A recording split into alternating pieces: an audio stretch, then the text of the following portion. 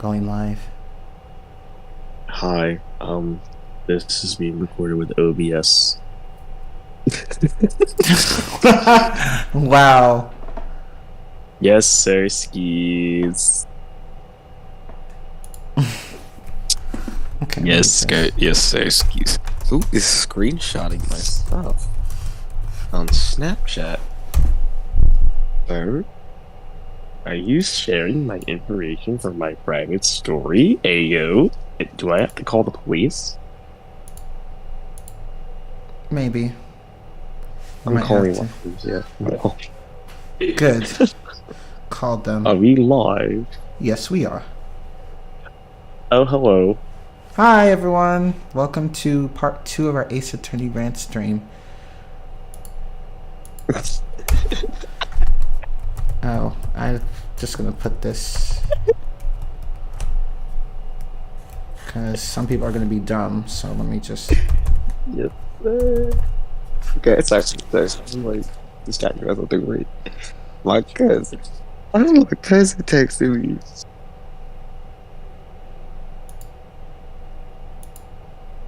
Oh, hi, Mills. Hi. Hi, Mills. Anyways, hi. Welcome to the stream.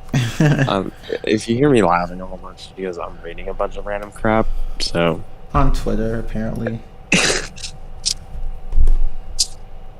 I'm also getting like text message from my cousin, so it was like, About how you betrayed the cults. yes.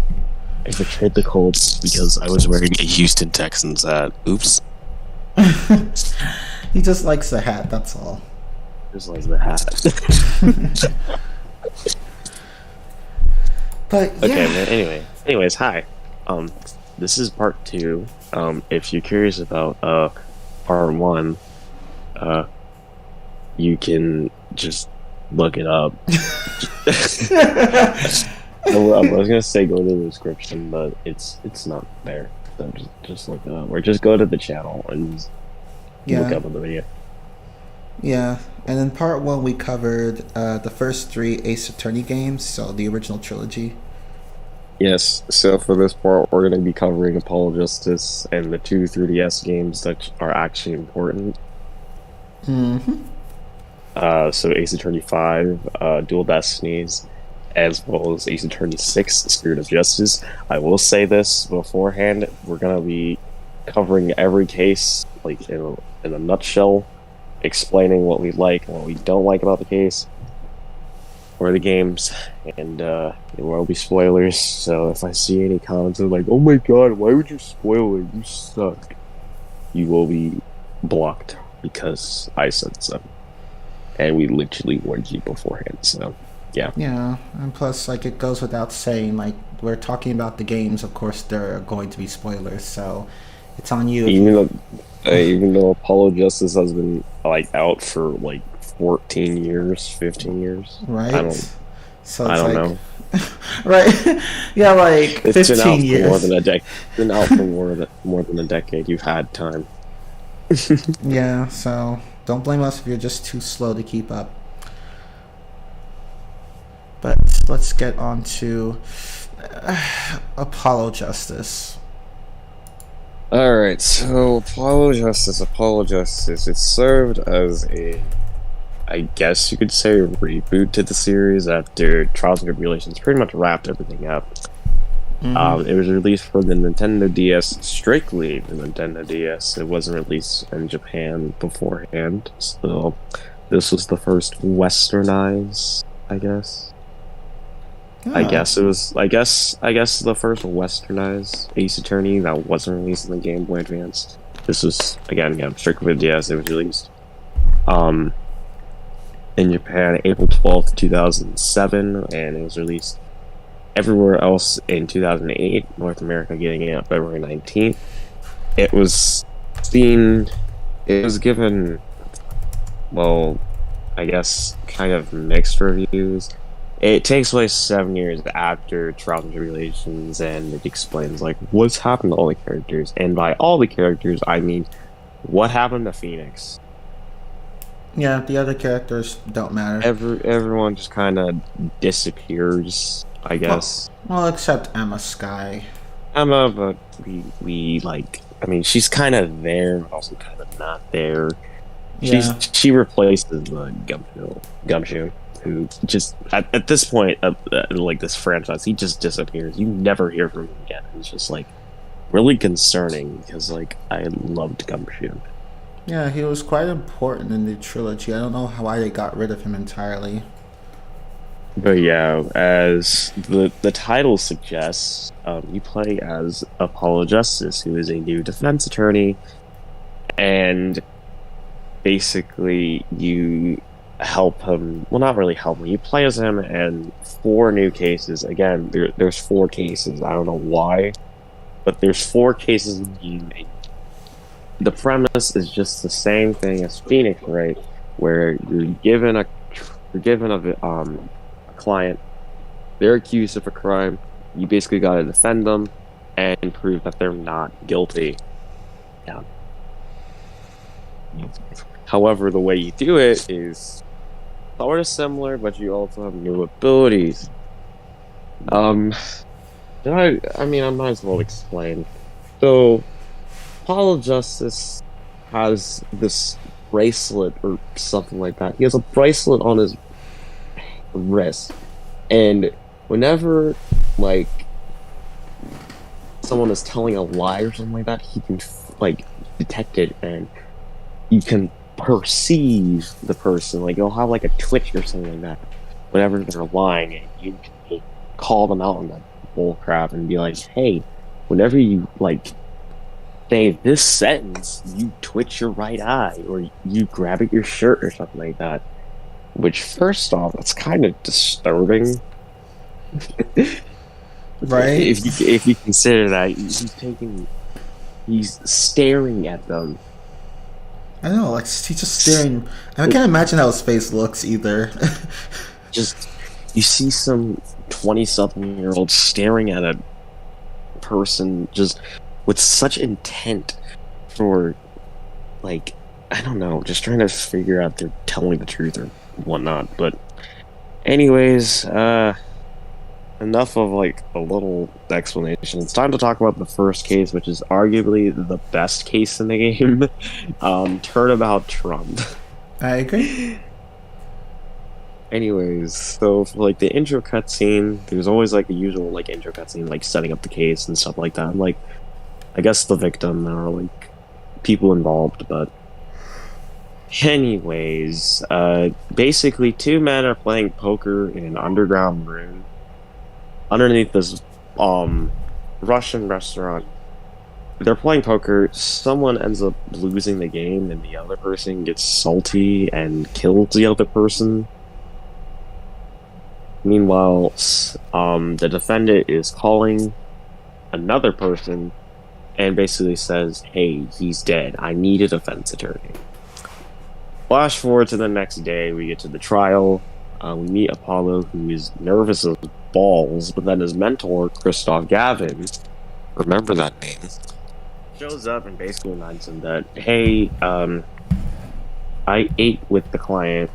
I had dinner with the client like the night of the murder, and I promised that we'd help him. So, yeah, don't lose this case, Justice. Are you okay? He explains that he is fine. He's fine. I'm fine. I'm fine! I'm Apollo Justice and I'm fine! He says it in a way that makes you really concerned for him. But anyways, you meet a defendant who looks like a hobo at this point. He looks like he's calm, he's very laid back in a way, and you start to wonder who the hell is this dude? But once you go into the courtroom, the judge addresses him. Phoenix writes, this raises so many questions. What happened? Why is Phoenix like this? Is he no longer a defensive attorney? What happened to his badge? What happened to the cool dude that we played 1 game ago? And the you'll same find dude. And you'll find out later in the game why. Matter of fact, this makes me question what happened to Maya. Who? Who? It's like, oh yeah, and then Where, Spirit of Justice. Oh, where's Pearl? Who? who? Oh, Dual Destinies and Spirit of Justice. But yeah, they Yeah, just dropped off the face of the earth. yeah, right. Ends up telling the judge like, "Hey, it's the past," and you start to realize, yeah, Phoenix been accused of murder again. They just love to repeat shit like this, don't they? But you meet the prosecutor who's Payne, who has this terrifying haircut. He needs to chop it off and go bald at this point. I And forgot he was the prosecutor. I'm not gonna lie. I forgot yeah, about him. he's just as dumb as he was before. I probably should have mentioned this in the last stream, but for Mia's second case, the tutorial case, you play as a younger version of Prosecutor Payne who was kind of better hair, but like once you beat him, he gets the haircut that he has in the first and second games, so it's kind of funny. Yeah.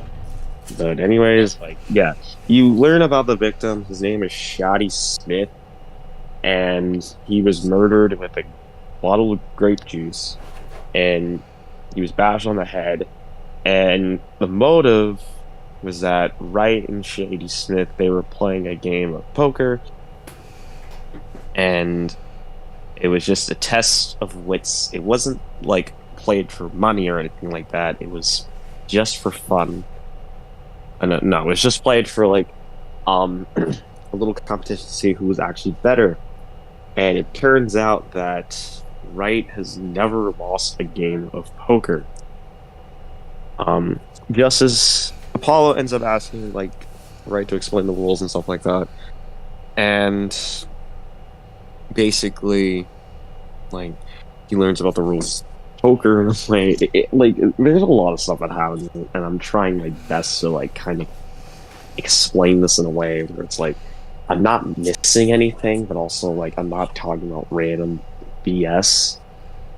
But eventually, you figure out that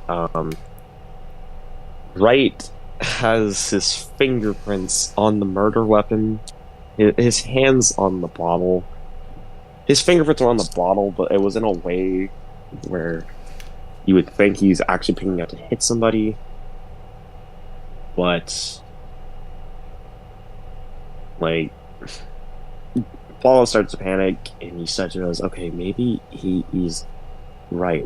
Like, why is he being so quiet about it? Because Phoenix decides to be quiet. Kristoff decides, okay, well, he was the one who reported the crime. And he ends up saying that the defendant was in the room the very moment the crime occurred. And the only way he know that the crime even occurred in the first place is that there was a witness, which there was. There was the... his witness is basically a waitress who worked at the club. Her name is Olga Orley. And before I continue, I want to mention that usually when it comes to the first cases in these games, the first witness you talk to is usually the murderer.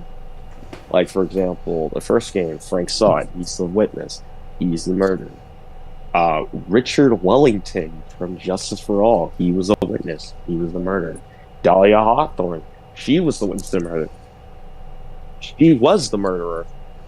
This game ends up breaking the trope, spoiler alert, of having the first person you talk to being the murderer. Because it turns out, she's not a waitress. She's not a waitress, but she was also the dealer for the card game and stuff like that. And while she claims that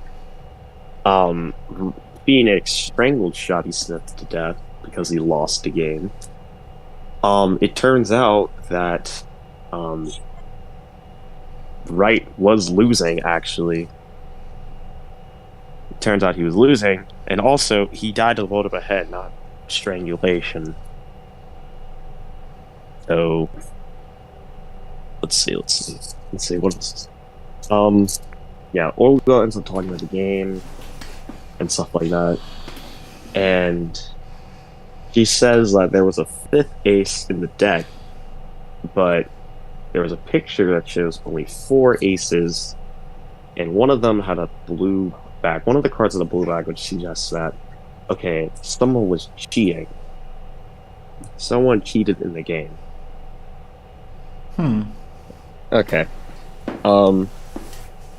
Apollo ends up just saying that, okay, the only way for this to be possible was after the murder, because I believe I think the card that did have the missing card had blood on it, and someone swapped it to hide it. So what replaced the fifth ace was a king, and eventually Phoenix suggested, hey, besides me, Shoddy Smith, and Olga, there was a fourth person, and apparently everybody freaks out to the point where the judge calls a recess. And basically what occurs afterwards is, first of all, is like, hey, you're not a defense attorney anymore. Stop doing my job. And Phoenix is just like, well, okay, now. Yeah. Kristoff gets on Phoenix for basically doing his job because, let's be honest, Kristoff wasn't really doing anything in the trial. It was more so Phoenix and Apollo. But Apollo and Phoenix just doing stuff and pretty much proving that, hey, Phoenix isn't a murderer, but he could have cheated in the game. Alright, yeah. Get something to drink. Okay.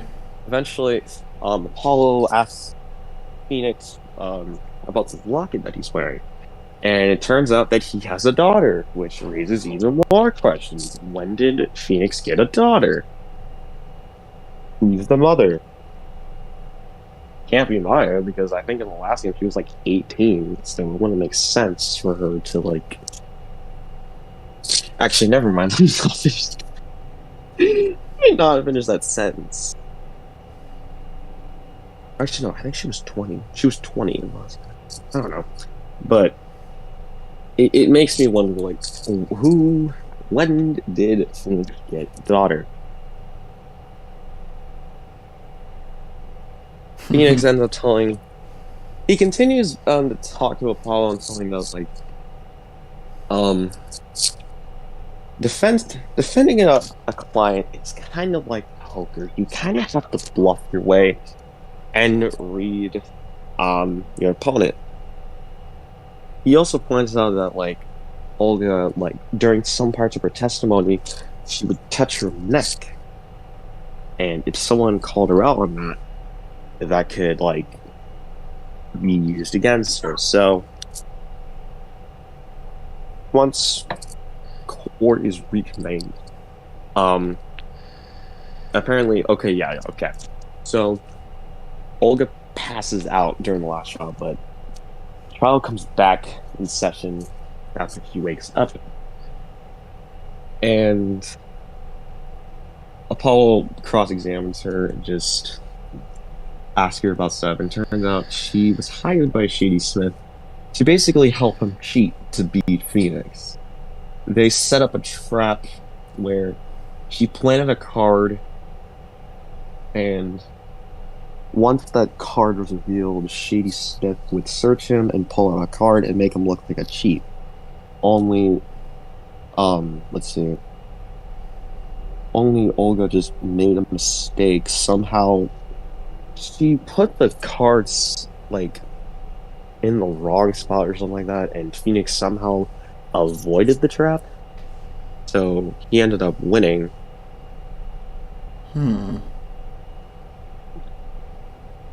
Yeah, the card disappears, and she says that Wright then picked up the bottle and killed Smith. However, it would be odd for him. Apollo starts to bring up that, wait, if he won the game, if he wasn't losing the game, why would he kill somebody? Yeah.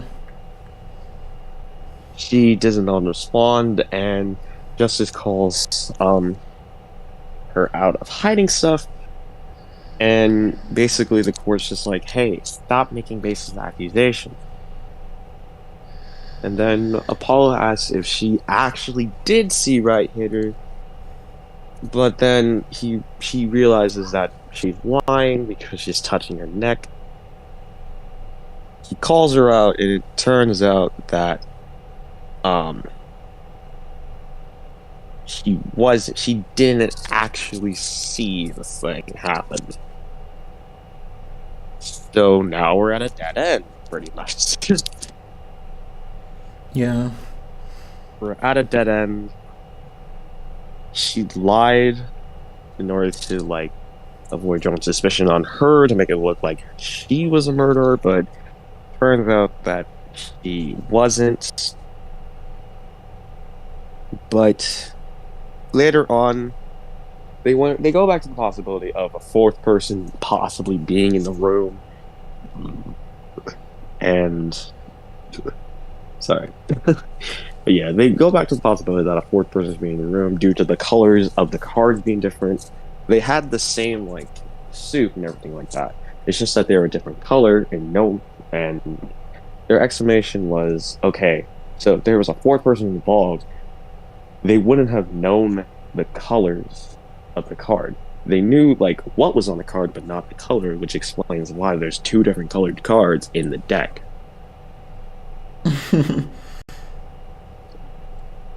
Wow. So that's what Phoenix says. Kane is just like, no, that can't be true. And Paul is given a choice to like guess what the killer is. But Phoenix ends up accusing Kristoff, which again raises more questions like, how in the world would Kristoff Gavin be a part of a murder? We literally just met him and he's a mentor and he's already being accused of murder. Wow, Phoenix, you're just so good at your job. Oh wait, you lost it. Oops. Well. But here is the thing. Apollo ends up calling out that Kristoff did know about the cards, but Phoenix replies that with the crime scene photos, they were black and white. The photo was black and white, yet Kristoff was able to name off the colors of the card. The only way for him to actually know the colors of the card is if he was actually there. Wow. Yeah. So, after a bit more discussion, Kristoff was like, okay, are you serious? Is this a joke? And Phoenix basically says, no, I wouldn't take a joke like this super far. Yeah, that's a funny way of making a joke. Hey, you're a murderer. Why? Because you knew the colors of the card. Well, I just took a guess. Yeah, it doesn't... I don't know. But since this is a Phoenix Wright game, technically, you end up getting Kristoff Gavin up onto the stand, and it seemed so dumb for Phoenix to accuse his own defense attorney of murder. But it was just really stupid. And after more investigating, Phoenix Justice, Ace Attorney, Apollo realizes that this is Phoenix's plan, like, this entire time. He had a plan, but he didn't know what it was. He wasn't even aware of it until now. He was trying to get Kristoff to testify this entire time. So, after more testimony of basically Phoenix saying, hey, me and Kristoff had dinner, and Kristoff ended up leaving, then Shady Smith came by. Uh, Olga was attacked basically, and Phoenix left to call the police. And when he came back, she was dead. He made a call to Gavin, and basically, Christoph Gavin realizes that he wanted Phoenix wanted him to come back. He wanted to be referenced into this case because Phoenix knew that he killed him. He was trying the entire time, pretty much get Kristoff, like, booked in jail, pretty much. He's living comfortably, apparently. It took him a while, but Phoenix just says he wants the truth, and yeah, by sheer luck, sheer luck, Phoenix explains that yeah, he knew about the trap. He found the card before the game. But here's the thing, Apollo has that same bottle and there's nothing in it. Which means that, well, the fourth person took the card. How can I explain this next part? Turns out Shady Smith also had a hat or something like that, and when he was dead, the hat was gone as well. So not only did this fourth person steal a card, they also stole a hat. And how does he know this? Because the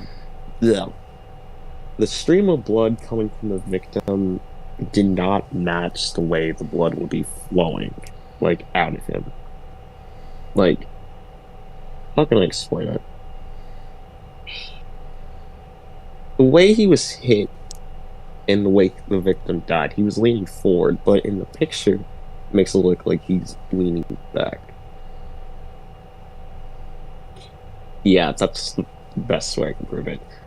If it sounds like I'm kind of like moving past stuff, like I'm doing this from like pure memory. So yeah, I might screw up on a couple details, but I hope I'm doing them. But anyways, more investigating. Kristoff is just like, okay, let's stop this cross-examination, and calls Phoenix a liar, and he's like, this is why you were disbarred 7 years ago. I don't know why, but people love to use the whole 7 years ago trope. It's always 7 years. But anyways, later, let's see. Phoenix ends up killing his cell phone conversation he had with Kristoff like after he found the body, and Kristoff made like this random reference of someone cracking that flawless bone china pate, which somehow connects to Shady Smith being bald, and just from that, Apollo realizes, like, okay, wait a minute.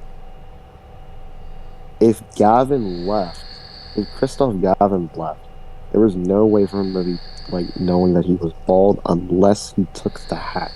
Therefore, Kristoff is a murderer. Yeah. What? I get it. This is the best case and stuff, but, like, trying to explain this in a way where it's, like, I know in a nutshell, but, like, kind of cool, like, you start to realize, like, this plot has so many different, like, loopholes and so many confusing moments. Yeah, it does.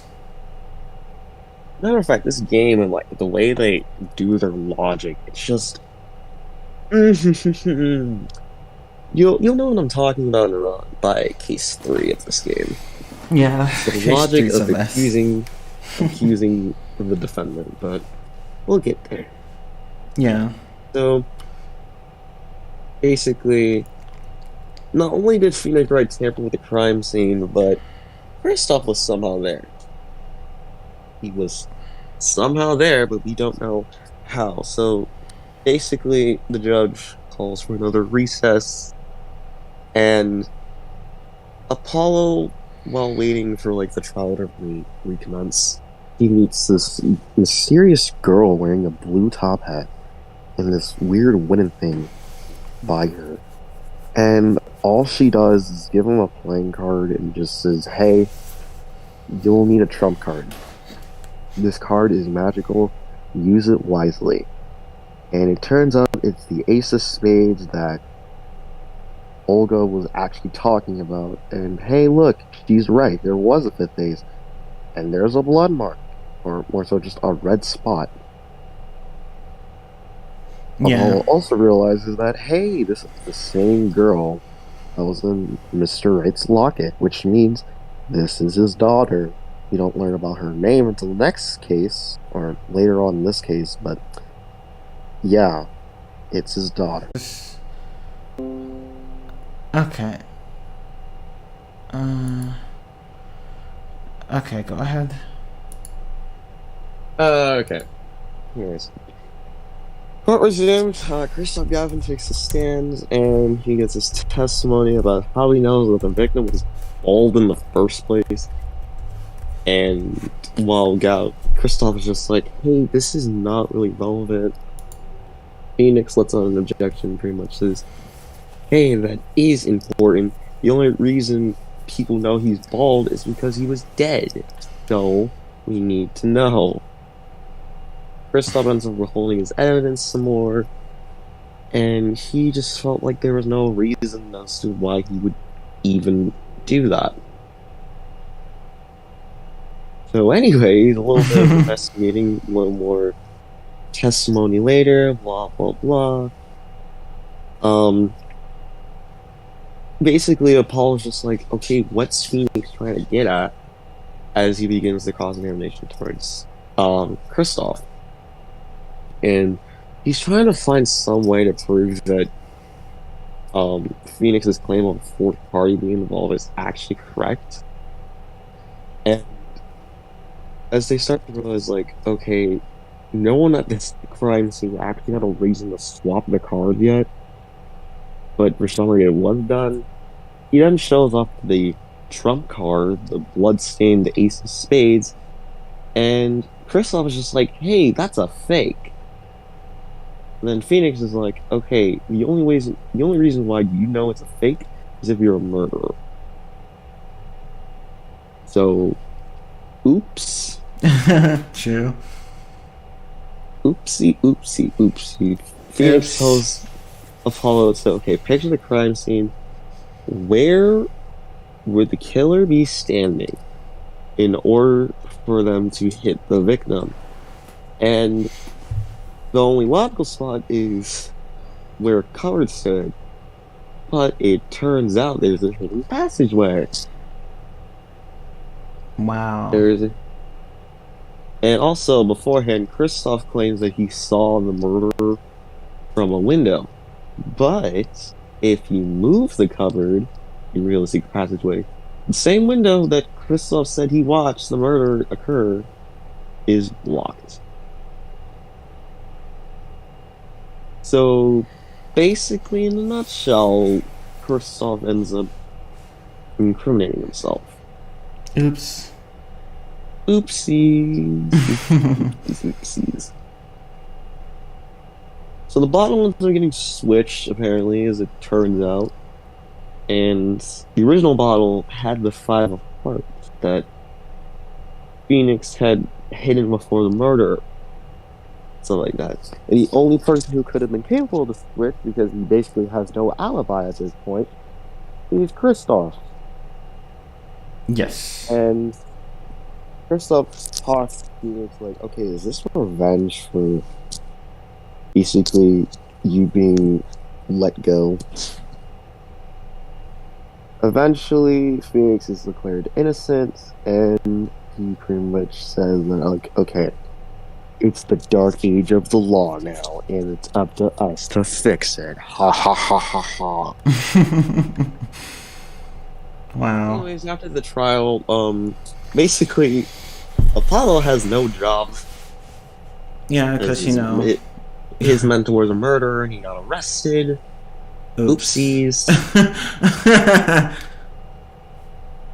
Oops. Oops. Oops. Oops. And then Phoenix is like, okay, so you know what? Since you helped me and like you kind of put your own boss in jail, how about you work for me? How about you work for me? And while Apollo's just like, wait, you don't practice law anymore. Phoenix is just like, yeah, I'm not working with law, and I did put in forged evidence. Like, you can still work for me. It doesn't really matter. Jesus Christ. But yeah, Apollo ends up working for Phoenix from now on, and right as he says it, he says like, okay, I don't want to see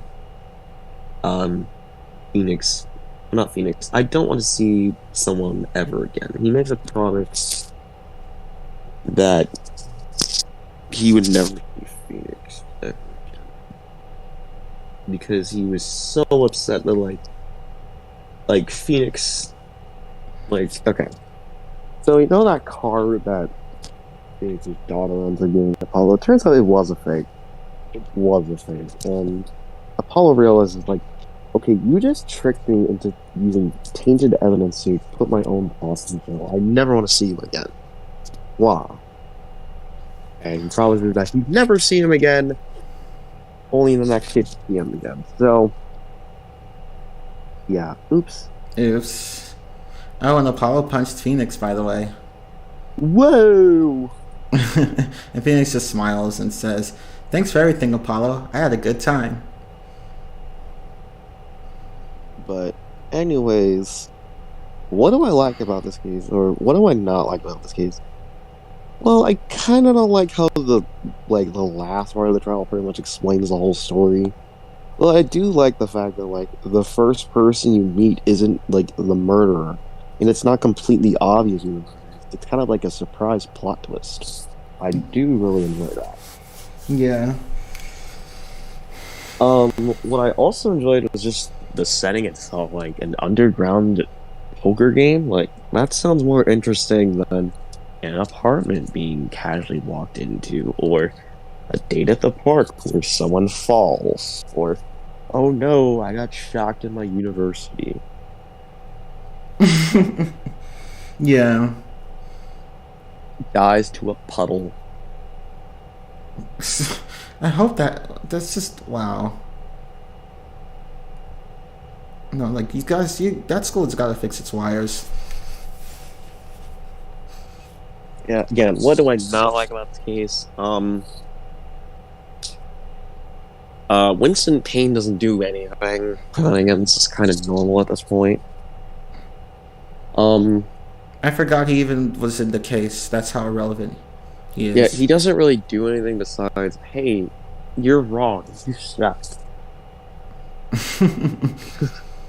It's not wrong. Fortunately, we won't be seeing him again. Thank God. Well, at least not now. Well, no, actually, won't see him again. I forgot.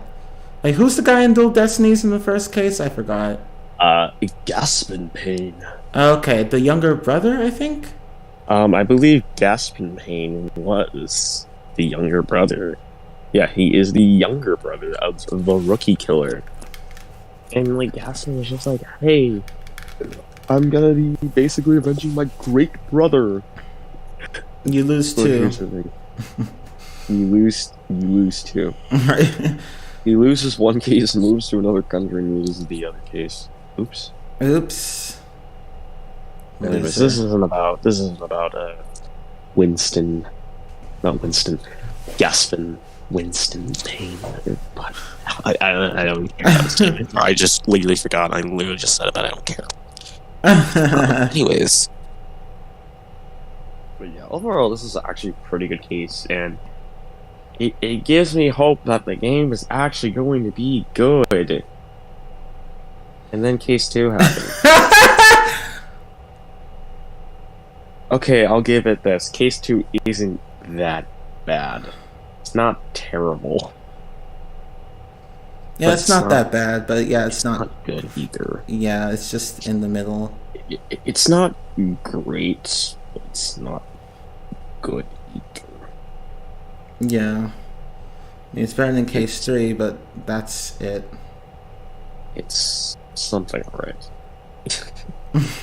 That's all I can say. But anyways, it's time for basically the next case of Apollo Justice. Oh wait, I forgot what it's called. Turnabout Corner. Yes. Or basically, as I like to call it in a nutshell, noodles. You learn noodles in the mafia. Yeah. Because your client's a kid whose dad is from the mafia. And the murder takes place around a noodle stand. Yes. For some odd reason. Yeah, it's just I kind of forgot the details of that case, but yeah, it takes place at night. I'll try my best to explain it. Oh, okay. Well, like I kind of might skip over some stuff because like this case is kind of boring. Yeah. Here's the thing about every case: the first case is great. The second case suffers from it being kind of boring and focusing way too much on the mafia plotline rather than the actual murder itself. And the defendant is an unlikable piece of crap. Case 3 just sucks. Enough said. And then case 4, it's a confusing mess. And the villain, I'll talk about him when we get to case 4 because I have one big complaint with him. But yeah, as the case begins, you're getting like a whole bunch of scenes, like there's this wheel turning and Phoenix is about to get hit by a car. Brucey, who is Phoenix's daughter, is like chasing somebody and someone's playing with some harmonica or whatever. And eventually there's a person actually pulling this stand of a wheel. Okay, so the wheel is attached to a stand and that's being pulled by some dude. It's dark. The man is standing there. There's another silhouette right in front of him. He has a gun and there's a gunshot. Uh-oh. Uh-oh.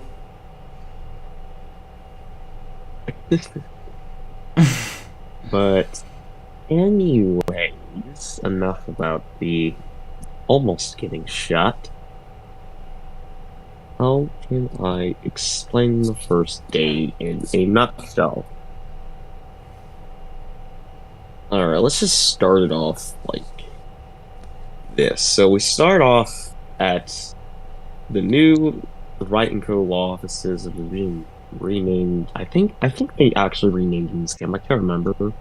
Yeah, they renamed it to the Wright Talent Agency, which is run by Phoenix's daughter, Trucy Wright, who is a professional magician. Trust me when I say this, you will pretty much learn so much about the whole magician crap by the end of case 3 and throughout the entirety of case 4, because I don't know why, but they make that the entire point of case 4, but also like they have like 10 different storylines all going on at once, and it's a mess. And yeah. Yeah, this case takes place 2 months after the first case, and like Apollo's just like, okay, I lost my job, I lost my mentor, what am I gonna do? Boo hoo, boo hoo. And basically, once Apollo gets to the office, he realizes that Phoenix isn't actually there, he's at the hospital, so he goes to the clinic.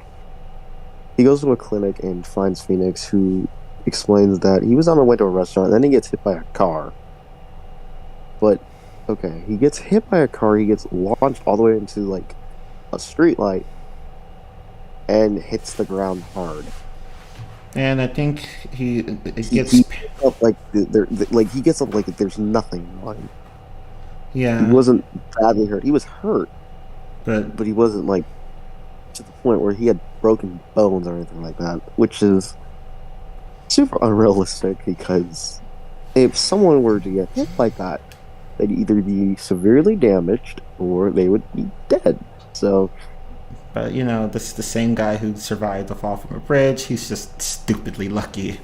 he survives like a freaking 50-foot drop into a bridge, hard on his back into water at like I don't know, like 50 miles per hour. Okay.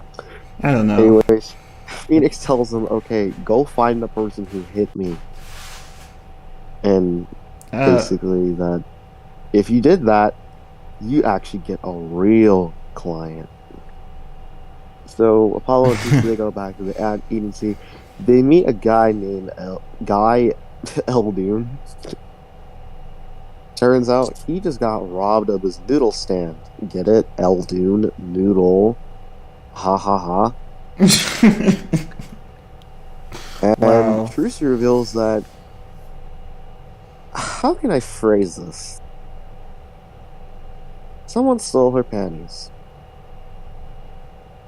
Yeah. Or you say, no, wait, someone stole a 15-year-old girl's panties. No, it's part of her act. Yeah, she uses a pair of panties that she terms magical panties, and she uses them in a magic act. So they're not her actual panties. Yeah, it would have been really bad. Right? But yeah, Apollo has all three of these cases to deal with, and as you soon find out, they're all connected somehow. Which is really stupid and contrived, but it's Ace Attorney, so whatever. It's so dumb, but anyways, Apollo and Trucy go to where Phoenix was hit, and it was near this mansion. Turns out Phoenix was hit by a nice speeding sports car, right? And so you meet up with this lady who is the wife of a mafia boss. Did I say mafia boss? No, mafia boss. Yeah, I think he's... Her name is Plum Kataki, and she's cleaning up all this paint and stuff like that. And she basically shamelessly promotes the agency. And she's actually familiar with the people. And later on, these two go to the park, and they ended up getting stopped by this lady wearing a white lab coat, who turned out to be Emma Sky. And basically, like, okay, how did I get? They found a trash can, and there's paint smeared stuff on the these items. There's flippers and a broken side mirror, which helps with the whole hit and run case. However, the park's closed, and it turns out that there was a murder that happened. Someone got shot in the middle of the park. So not only do they have to deal with a car accident, a stolen noodle cart, and stolen panties, they also have to deal with a murder. And guess what? They're all still connected. They're all connected. How? I have no idea. Same.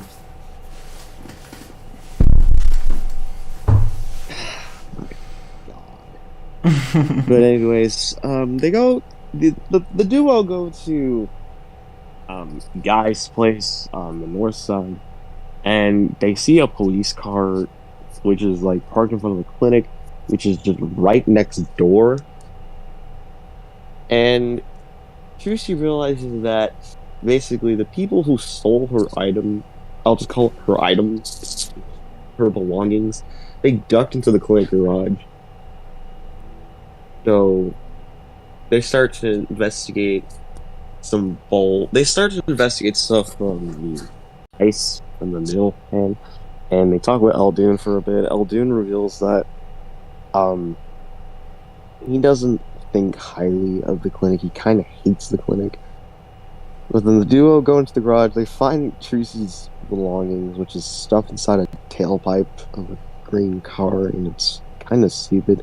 But they also see a pink cell phone, and the car itself was missing the driver's side mirror. So they basically solved two crimes, but not really. They solved one crime.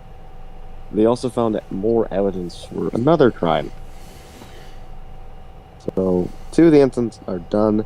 They go back to the office, and Tracy reveals that, okay, yeah, I got my stuff, but I want to bring in the thief.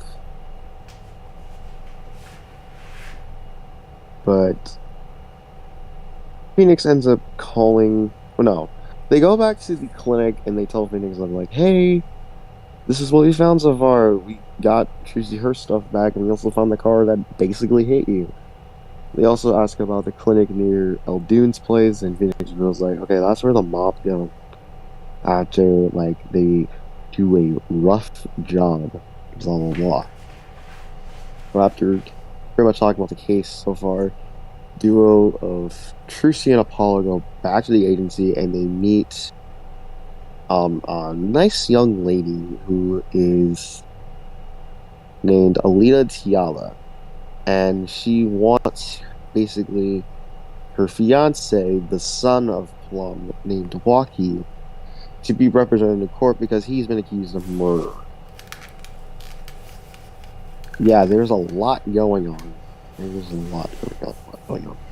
Mm-hmm. But anyways, now that Apollo and Trucy have a reason to actually go to the park, they go to the park and they see basically like this motorcycle that's parked in front, and it turns out it's someone who goes by Mr. Gavin. Apollo's just like, oh no, is this Christoph Gavin? Jesus Christ. Yeah. They go to the park to investigate after talking with Emma Sky, who properly introduced herself as basically a scientist investigator, which means she actually completed her goal. Oh no. She's more of a detective, I guess, in this game. Yeah. More of a detective, but she said she was working on her goal that she stated that she was working on since the first game. Ha ha ha. For all the people who actually played the first game and actually beat the 5th case. Ha ha ha. Honestly, it was weird. Like, Apollo Justice was like the first game I saw a walkthrough of, and then I went to like the first game, I think, and I was like, huh, so weird seeing Emma so young here and happier instead of being the miserable bitch she was in the 4th game. Yeah, I don't know what happens, but she's just so different in this game. She was so happy and cheerful in the first game, and then this game, she's just like, I hate you all. Right? She just didn't want to be around anyone unless she had to. Anyways, Emma basically allows Apollo to investigate the scene, and Apollo and Trucy go back to the clinic. You go to the clinic a lot in this case. Yeah. To talk to Phoenix and like, hey, we need help. And also, we talk to Emma, who knows you for some odd reason. Why is that? Who's this dude that has his motorcycle? Blah, blah, blah. He's some guy with a nice suit or whatever. He's a gentleman, but we don't know him. And he's introduced as Clavier Gavin, who is the brother of Christoph Gavin. And I will say this, he's honestly probably one of the best prosecutors in the franchise, in my opinion. He's one of the best, because he's actually likable. Who? Clavier. Oh, yeah, I agree. I actually really like him. Like, he's not like freaking Manfred von Karma or Godot, where he pretty much hates everything and just, like, pretty much wants you dead in a nutshell, or Francisco, where you're constantly being hit by her. Here, he wants to find the truth, but he's also a rock star, so yeah, he's like Miles Edgeworth in like the later half of the franchise, where he's not a dick, pretty much. Yeah, he's not a dick. I mean, he does like play around with you in the trials, but he never really outright hates you or anything. Yeah, because again, he just wants to find the truth. Yeah. So for once, we don't get an asshole or prosecutor. Yeah. Phoenix says that he explains like that, hey, I've worked with Emma before. Um, you can get on her good side if you give her some white powder, and not the good kind. I But was about to make a this is similar joke. this is fingerprinting powder, and basically Emma left it as a memento the last time she actually saw Phoenix. So once the two give Emma her powder, she's actually more willing to help. She gives them details about the crime. Yeah, so the victim was the doctor who owns that garage stand that Eldoon lives next to, Pal Miraculous, and he was shot in the head by the missing noodle stand. There you go. You figured out who stole the noodle stand in a nutshell, but now you have to figure out why is the noodle stand connected to the freaking murder. It's for the dumbest of reasons, but we'll get to that one. It's so dumb. Yeah, this case is just really wacky. This case is just so dumb, but like, I don't know, man. I don't know how to really explain it in a nutshell, but it's not gonna take me like 30 minutes to explain it. Yeah. But you investigate it, you get the crime scene, you find some bloomers in a trash can, and you find a knife that's stuck into the ground, and it has the defendant's fingerprints on it. Great. And eventually, Apollo and Trucy get asked, "Did you meet the defendant yet?" And they haven't, so they go to the detention center, and there's only a few minutes left before the visiting hours are closed, so they can't talk to the defendant. No, they can't talk to the defendant because basically he's talking to his dad, and Walkie is just this hot-headed dude, and just he's unbearable at times. He tries so hard with like this gangster talk or whatever, like foo, playa, tripping, blah blah blah. But it's just so try hard. I'm like, dude, stop. It's so try hard. It gets on your nerves fat. But then his father is also there and pretty much says, okay, he's just being a kid. He's innocent. I know he's innocent. And please help my son. And Apollo's just like, oh no, I don't know how I'm supposed to defend someone if I know nothing about him or his side. And that's day one in a nutshell. Because you know they didn't talk to the defendants. it took a while.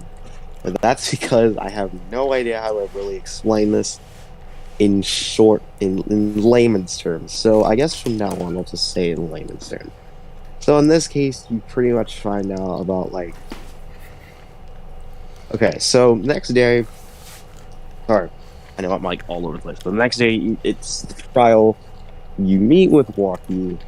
Not really meet with Walkie. You meet with Claudia. And I guess Walkie. They basically crime scene or whatever. It turns out Claudia's the prosecutor, so you deal with them for the rest of the game, and he's way more bearable than his brother. More trustworthy. And basically Walkie is saying that, like, yeah, I did do it. I did kill him. Which is not good.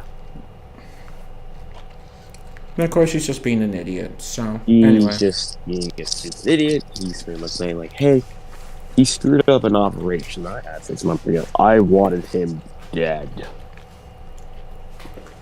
Plus, he had to go to another physician, which gave him treatment that Cal should have been able to, but he didn't. So, okay, so for the gunshot wound that Walkie did get, it was because of some turf war, whatever, and it almost killed him, but it didn't. Wow. My God. But Wow. Kristoff ends up showing the checkup, which confirms that, hey, Miraculous was aware that Walkie was shot and was trying to bury them. And then he calls up his witness, Wesley Stickler, who looks like a stick. Huh. he looks like a stick. But he pretty much tells the court that, yeah, Walkie was holding a pistol and he was going to shoot the dude in the head. However, the autopsy report stated that he was shot in the right temple in the way that Walkie was pointing, it was going to hit him directly in his forehead. So that leads to some conflict. Because contradiction. Contradiction. It's a thing. Mm-hmm. Stickler ends up revising his testimony to pretty much to say, hey, right after the gunshot, he ran. However, the pistol had no fingerprints on it. There's no fingerprints, which means if the killer ran and dropped the weapon, he wouldn't have time to clean the gun. Yeah, so... And the way just Apollo proves this point is that there's a knife, which did have fingerprints on. So, why is the gun there if there's no prints? Could it be another party? Maybe. So, Stickler's just told to put new evidence because your evidence... not new evidence. New testimony because your old testimony kind of sucks. So, he pretty much says, I couldn't leave, but I couldn't stop it. So we called the police, and yeah. After pretty much, like, going against this dude, Apollo finds out that he didn't actually lie. So, what was the point? And then all of a sudden, Trucy gets held hostage or something like that. She gets held hostage and he disappears. And it turns out it's just Trucy just doing some stuff. I don't know why, but... Yeah, she uses her puppet Mr. Hat to, like... Mr. Hat! Yeah, to, like, take her hostage. I'm like, how did she pull that off? But whatever. She did it in order to give Apollo more time, pretty much. But I'm pretty sure doing something like that is illegal. No, yeah, not to mention... I'm just like, she should not have gotten away with that. I'm just like, no. That did not make any fucking sense, but it's Eight's attorney. It's just whatever. Yeah, after court is resumed, Apollo re-examines the testimony that Stickler gives, and he finds out that, used his cell phone was a lie because he's messing with a page in his book. And also, his phone was not there. It was that pink cell phone. First off, why does he have a pink cell phone? Yeah. I mean, I'm not judging. I'm just wondering, like, why would you get a phone like that? Just get, like, a black phone. Black phone's, like, pretty good. Yeah, why pink? But anyways, Stickler goes up to the stand once again and says that he accidentally lost his phone, so he used a payphone. And he says he saw a sign called Noodle. But that wasn't possible because of the angle that Stickler was standing at. The sign would have said El Dune. Okay, go ahead. Sorry. No, you're good. But yeah, basically, he basically lied again, but continue. And what this does, it creates another contradiction, which pretty much says, okay, if Stickler saw the angle, if he saw the crime at an angle where he said he saw the word noodle, then was the victim actually shot in the right temple? Why was he shot in the right temple, just facing away from the cart, rather than the left temple, which was facing the cart? And it's just a mess. Yeah, I'm glad I don't remember much of this case. And then off topic, Trucy just calls out Stickler for being a panty thief That in front too. of the entire court. So the first day ends up ending with no verdict, and basically Stickler goes to jail or something like that. He goes to Wow. jail because he steals panties. That's kind of embarrassing. Yeah. And I would say for Lol. perjury too, but that's probably not it because almost no one gets punished for perjury in these games. So. Anyways, the next day occurs, and we're back with another investigation, and basically this is kind of like a wrap up. Like, we learn more about Wesley Stickler and, like, why... Like, he basically refers to, yeah, Blocky was pointing a gun, which is not good at all for the case. And then later, Apollo and Trucy go talk to Walky's mother, Plum. It says that, yeah, her son had like a mean front, but he didn't have a killer instinct, so he didn't actually pull the trigger. He just pointed the gun to make him look all tough and stuff like that.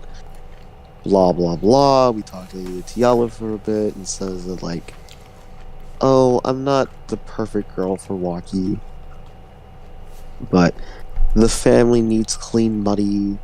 Blah blah blah. Blah blah blah. Later on, they go talk to Guy Eldoon, and Eldoon's like, hey, thanks for following my cart, but I still can't get it because it's part of a murder. Oopsies. Sorry. Shit.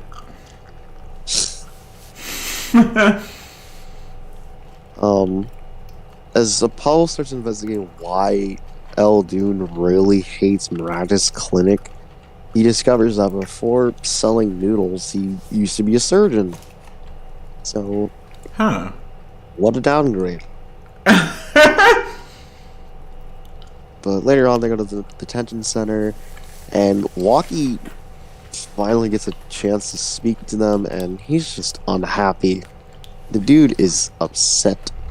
He's about to get married, and he doesn't have money or something that...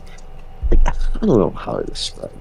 He's just unhappy. He's just like, wait a minute, I can actually go to jail. No, I'm about to get married, and she wasn't willing to talk to me about what brought us together and some crap. And he talks about, like, oh, I had a grudge against the victim, which again does not help him. This doesn't help him. This doesn't help him. You just got accused of murdering that same dude, so why would you say that? Yeah. You're just incriminating yourself. He also confirmed that the weapon that he did take belonged to his family, and he snuck him out the house. Jesus, Walkie, you freaking idiot. He is an idiot. He also says that, yeah, he did point him. He did point the gun. The victim was shot, and he thought it was him. But the gun wasn't fired, though, so how... You didn't pull the trigger yet. You think you shot him. That's one thing that never made any sense to me. Like, how did you think you killed him when you didn't pull the trigger? And plus, your bullet wouldn't have even hit the victim where he was actually shot. Oh, God, Jesus, Lord Jesus. But anyways, after lots of investigation later, Apollo and Trucy eventually get into the clinic. They go to the doctor's office, and the place is a mess. There's stuff being poured out. There's a bottle on the ground. There's a lamp that just somehow plugged in and just casually standing up like it didn't tip over. Hint, hint. And there's also, like, sandals. There's bowls and noodles and a whole bunch of other random stuff. But they also notice that the cord of the lamp, there's like a pinkish mark on it, which is weird. Hint, hint. They also see a safe at the back of the office, and someone put in 2 digits. I wonder who. Just 2 digits, and basically after using some print powder, they start to realize that there was an extra report of Walkie inside, and it was signed off by the doctor. And the nurse that was actually signed off Walkie was dun dun dun Alita Diala. Like, okay, so if you're going to break into an office, why the fuck wouldn't you use gloves? Because that would make sense. I don't like this bitch is so fucking stupid. And she left her slippers at the crime scene. You know what? Just whatever. I don't know. I don't know. This case is stupid. Let's just keep going. But anyways, after doing a sweep of the clinic, Trucy and Apollo compared the 2 pairs of samples they found, and for some reason there's no database for toe prints. For some reason, but Emma, who's there, she basically explains, like, okay, so whoever won the sandals also wore these slippers, and basically these print match. So they just had to figure out, okay, who in the world wore these slippers? And then they go talk to Phoenix about, like, oh no, my career ended, blah blah blah. We'll talk about that later. And then Phoenix just refuses to talk. Anyway, wow, okay. They do want to go back to the Walkie and talk to him about why would you take the fall? Why would you take the fall for something like this? You know you're not a murderer, you idiot. And then I don't know. Apollo shows them the results of the examination with Powell and Tiala's name on it. And Walkie realizes that, okay, this is right when we just met. So that's a little concerning. Okay. Wow. Anyways, we go back to El Dune for a bit, and he shows the chart. He basically shows his hidden chart to everybody. And basically, Guy El Dune explains that the operation to remove the bullet was way too complex for Dr. Rakdis. So, and also considering that he's the son of a mafia boss, he couldn't just say, hey, I can't save your son. Otherwise, he probably would have died. So I guess his life's in danger. Yeah. I guess. Yeah, something about the bullet, like, just could... The bullet was so close to his heart that, like, if they made movements, it would have killed him, pretty much. Like, I'm not even sure if that's how it works in real life, but whatever. Whatever. But, yeah, walking needs to be in emergency care. And here's the thing. Alita Tiala knew the entire time, but she didn't say anything. There's a reason for that. There's a reason. Basically, the second half of the case is like, why is Alita getting married to this dude? Yeah, like, it's just, you can see that it's like how did these two even get together? They just don't seem compatible or anything like that. It's more apparent this day, and the final day occurs. You're back in court for some reason, and basically, it's just this day is just you're investigating Alita Tiala, and you do a whole lot of just investigating and stuff like that. You do a lot of cross-examination. It turns out that, yeah, she did work at the clinic before, and she ended her term. She ended her position, her job 6 months prior to that, which means she didn't have a current type of victim. But as Apollo explained, that the sandals belonging to long deal. They came from the clinic, so she was still connected to the clinic somehow. She ends up talking to Tiala ends up talking about like why she came back to the clinic in the first place to just warn the doctor about Walkie and like what he was going to do because apparently he found out or something like that.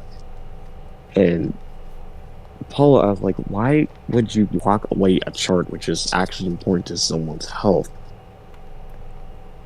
And he figured, okay, Tiala probably knows this because she used to work there.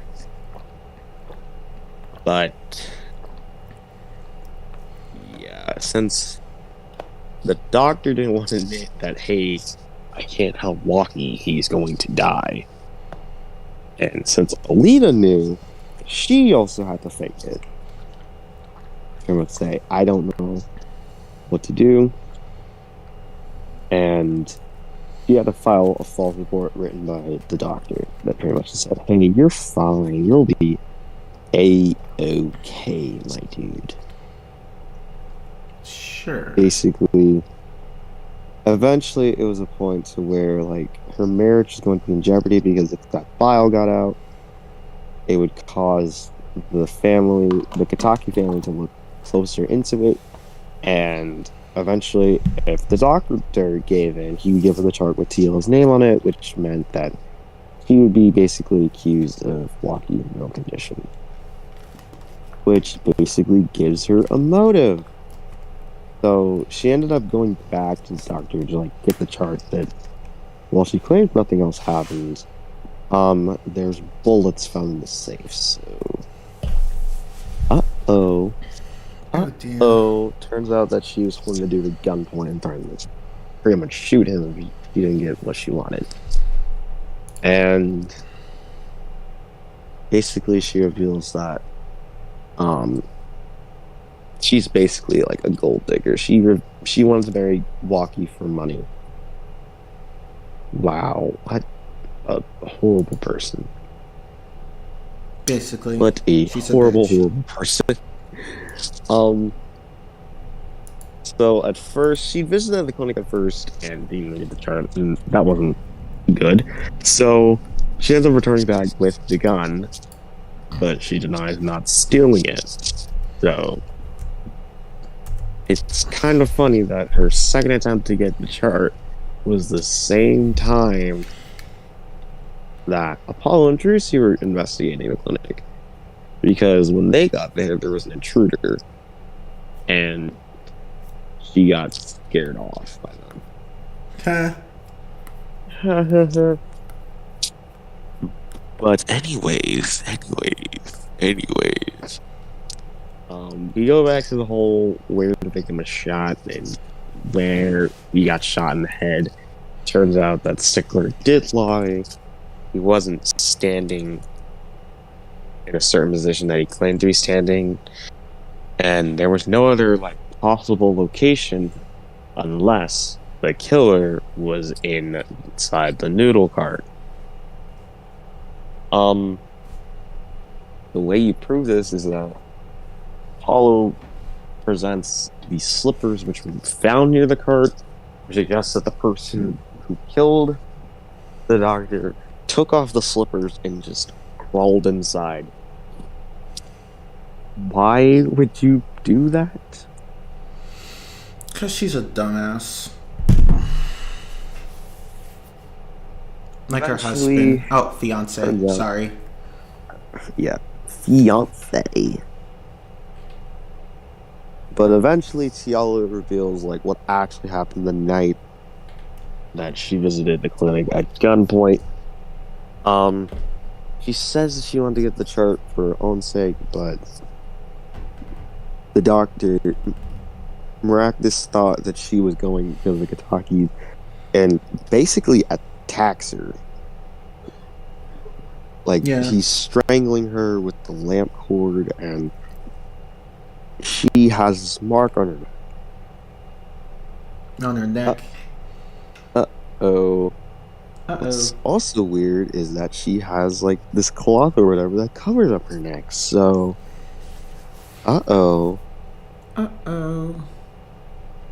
And she And passes out. yeah, she passes out. She claims that she blacks out after the attack, which means that, oh, I didn't kill him.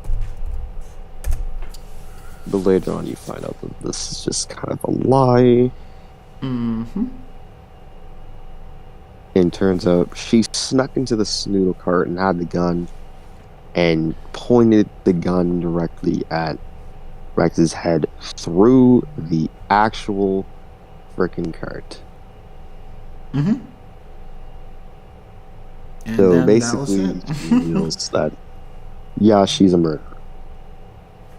But of course, you have to prove that the doctor had to use the noodle stand instead of his car in order to transport Tiala's body. Guess what? The panties. Because, they clogged the car's They exhaust. clogged the tailpipe, which means that she couldn't drive. No, he couldn't drive anywhere, so he had to just take a cart. Yep. And so we proved that she committed the crime. And she confessed to everything. Yep. After the murder walk, he's just like, okay, I'm pissed off, but yeah, I'm sorry. I just realized that, like, oh my god, I could die. Whoa, I'm gonna be lonely. No. And then his father's just like, okay, thanks, bye. And they get Trucy and Apollo get rewarded with salty noodles. Yay. Yay. This case is a mess. It is. It's a mess. It is. Oh. I have no idea how to explain. Well, that reminds me. The father, he said he found the doctor for Walkie, but he wants to do it clean, so he doesn't want to use any of the money he got through illegal means. What a good guy. Yes. So hopefully Walkie, lives. But yeah, this case sucks. It's just a mess. Like, it was so messy that I honestly, There's all the so many things going on at once. Like, 1 minute you're talking about the hit and run, next thing you know, you're talking about panties, and then a stolen noodle cart, and then you go to the mafia plot line, and then the clinic, the Walkie getting shot plot line, and that the murder plot line, back to the mafia. It's like, there's so much going on. Honestly, I don't even. That's probably why I don't remember it very well, because a lot of shit happened, and I only remember a few things here and there, and that's it. That's why when I was trying to explain it, it sounded like I didn't know what was going on, because I honestly didn't. Same. It's didn't help that Apollo this was the first Ace Attorney game I ever played, so yeah, that didn't help. Yeah. But yeah, this case is crap. If you think it's crap, then you have not played episode 3. Oh my god, episode 3 is just a mess. It is a huge ass The penultimate mess. episode, Turnabout Serenade. It's basically, you get murder at a concert. Yes. And the suspect is a blind pianist. He's a 14-year-old blind pianist, and he gets accused of killing this manager with a I think it was like a 45 caliber gun, Yeah. which would blow his arm out of socket if he did fire that. Yeah, it would dislocate his shoulder. It would dislocate his shoulder if he shot that in the first place. Second, the killer misses one shot, so they just assume, okay, the killer must be blind. Yeah, no, fucking idiots. And I'm sorry, it's just this case is so logically bad. It's so very bad. And the biggest problem with it is that Apollo does not stress out that if the boy had fired the gun, his arm would have been dislocated. But no, it's just, oh, he missed, so he's blind. It's fucking... Oh no! It's like this case is just stupid. So much wrong with it. Oh no, oh no, oh no, he got shot. He is a murderer. This Yeah. blonde kid who also, I have to mention, dragged him out onto the stage all by himself without getting caught.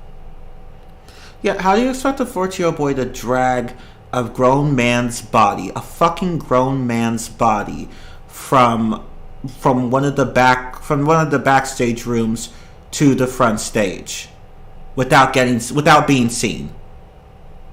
I I don't I don't know. I don't know. It's it's just I don't know. So, I'm not even gonna bother to explain what happens every single day. I'm just gonna sum them up in like 3 sentences. So, okay, so day one, the investigation. Um, Apollo's at a concert that's being held by Christoph Gavin and his band, and he goes backstage to the dressing room where he gets lyric sheets. He also meets this other lady named La Miroir. You'll remember her. Yeah, you will definitely remember her. Yeah, later on, Apollo sees Emma and they're talking, and there's a gunshot, and it turns out the manager for the band is shot, and oh no, he dies. And then you find the gun that he was shot with. It's super powerful, and someone missed the first shot. And the second one goes through the shoulder. So the dude got shot in the shoulder and dies? Yeah, it's What? I don't know. I don't like. You would think getting shot in the shoulder, I mean, depending on where you get shot in the shoulder, like, you could still survive that. Yeah, you'll bleed. Definitely, but you wouldn't die. You wouldn't even bleed out unless like You get shot multiple times. Yeah. Like it's not, I don't even think the shot hit like a major artery or anything, so I don't know No, how it just says that he got shot in the shoulder. like I've never. This is probably like the only case in the series where someone died from getting shot in the shoulder. I don't. This case is just so fucking stupid. See, you see what we're talking about? Like, I don't know how to explain it, but It's so bad. Oh my god. he's shot in the shoulder, and Not the heart. Yeah, not the heart, not the head. The shoulder. Right? It's like. It's like. He's this big, tall man, and he dies. From a shot to the shoulder. You And would think, like, a dude like him, like, if he gets shot in the chest, yeah, you die. That's understandable. But it's the shoulder. A big, tall man got shot in the shoulder by a 14-year-old boy who was supposedly blind, and then he dragged his ass all the way to the front stage and then passed out right there. Oh, okay. That makes perfect sense. Can I also bring up that this same dude, quote unquote, does not speak English? Nope. Nope. Nope. Right? It's like, so, what reason would he have to do any of this?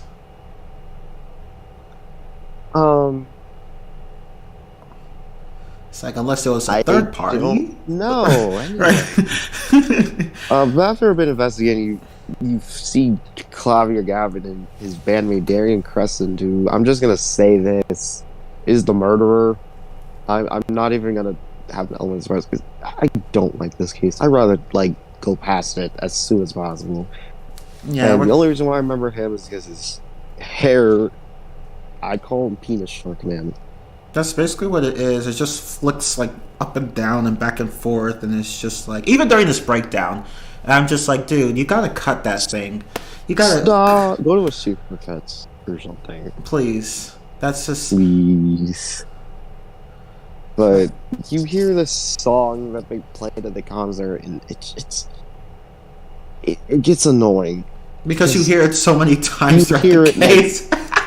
15 times throughout the entire case, and you have to replay it and slow it down so many different levels. You also got to connect it to the lyrics, and it's just... yeah.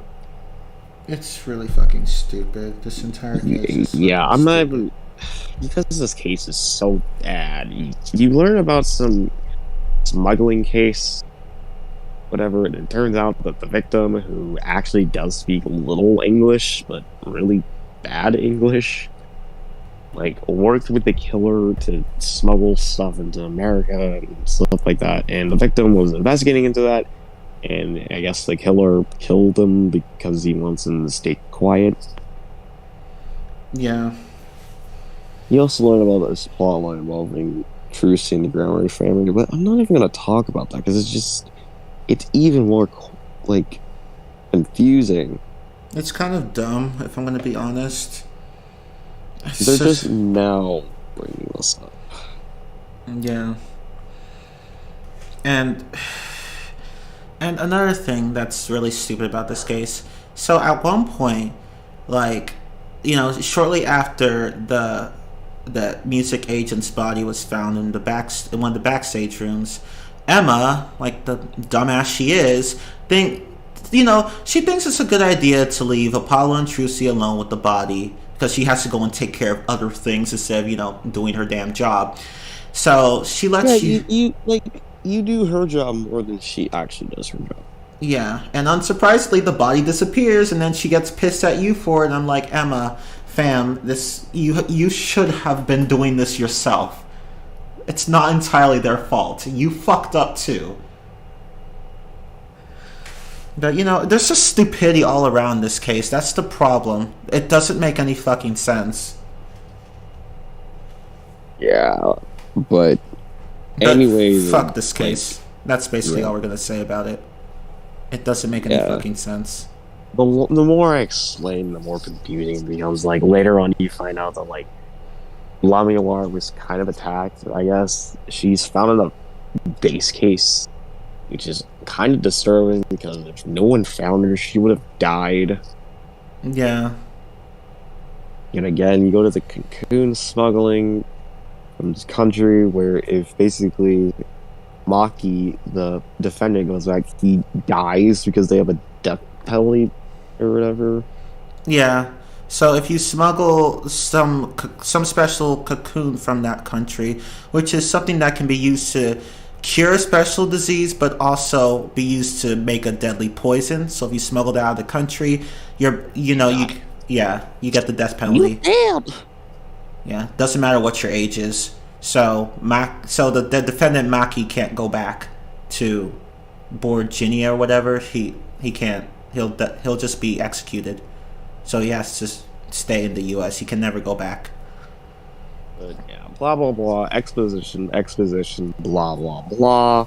People start to accuse Lamilar of being a murderer, blah blah blah. Turns out she wasn't an air vent, but she's not a murderer. Blah blah blah blah blah blah blah. She does hear the gunshots.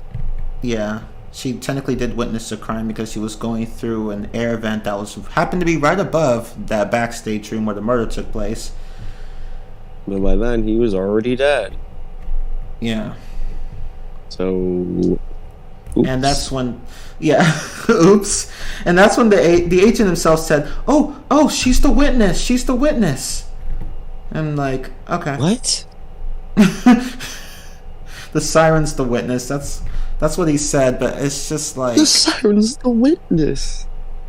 No, you could have just said her name. I'm just like... It's like, you're dying, dude. Now's not the time to be vague. Use the witness's name. But then... Okay, yeah. So eventually Darian goes up at the stand, and you pretty much prove that he's a liar, and he's also a smuggler. And he's been using Maki to help him move stuff. Yeah. And eventually you just prove that he's a murderer. Blah blah blah. Case over. Yeah, I'm not even gonna bother with any other details because I hate this case with a passion. Yeah. So basically, as I said earlier, his breakdown just goes.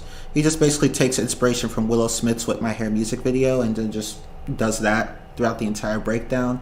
And then yeah, and then Claudier, Claudier just says, like, "What the hell? Right? What is wrong with you, you snitch?" And then that's it. So after all that hair whipping and finger pointing, we're done with that. With probably one of the worst cases in Ace Attorney history, if not the worst. It's yeah. There's a reason why I didn't go as in depth with this case than I did with other cases. It's because there's not a lot to really say. Plus, all the stuff that I can say has nothing to do with the main case. So it's like, why should I bring it up? Yeah.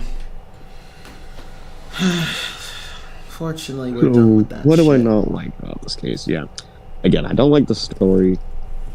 Everyone in this case is a total jerk. Or idiot. They just refuse to help you whatsoever, so you kind of have to do this case by yourself. Yeah, and like instead of following the natural train of logical thought to its conclusion, they just jump to a conclusion, then just force the logic to work towards it. And I'm just like, no, that's not how the courtroom works.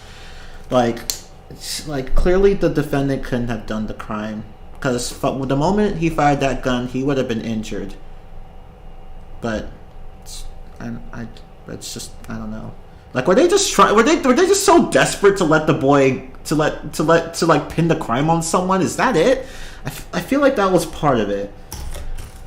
The killer missed one shot, therefore he's blind. I don't know. And Apollo, you could have made a stronger case. So, I'm guessing every time she misses in a COD, he's just blind. He's not bad at the game. Yeah, or if I miss in Left 4 Dead. Who knows? Oh, you miss a lot in that game, so I guess you're really blind. Yeah, like I have, like, I'm extremely, like, farsighted or some shit like that. So, oops, yeah. So my little nickname for this case, screw everyone. Oh, I was gonna go with Turnabout Stupidity, but that works too. Turnabout Stupidity, Turnabout Screw You, Turnabout Rock and Roll. Right. Don't talk. Don't talk. Sometimes you just wish you could say that to some of the characters in these games. Just stop talking. Stop talking.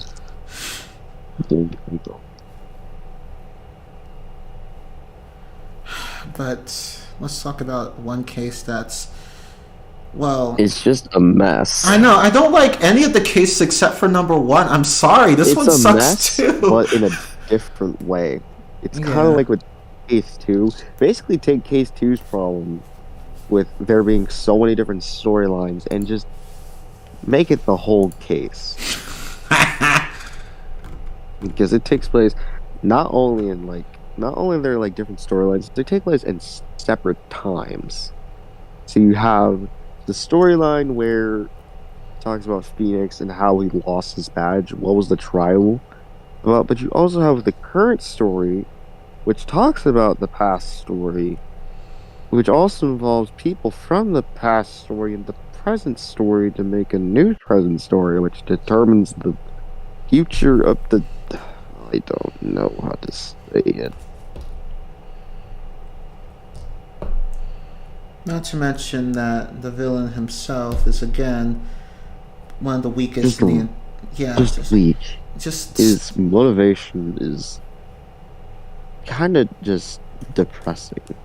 It is. It's so flimsy. Probably the flimsiest in the series. I did it because I wanted to.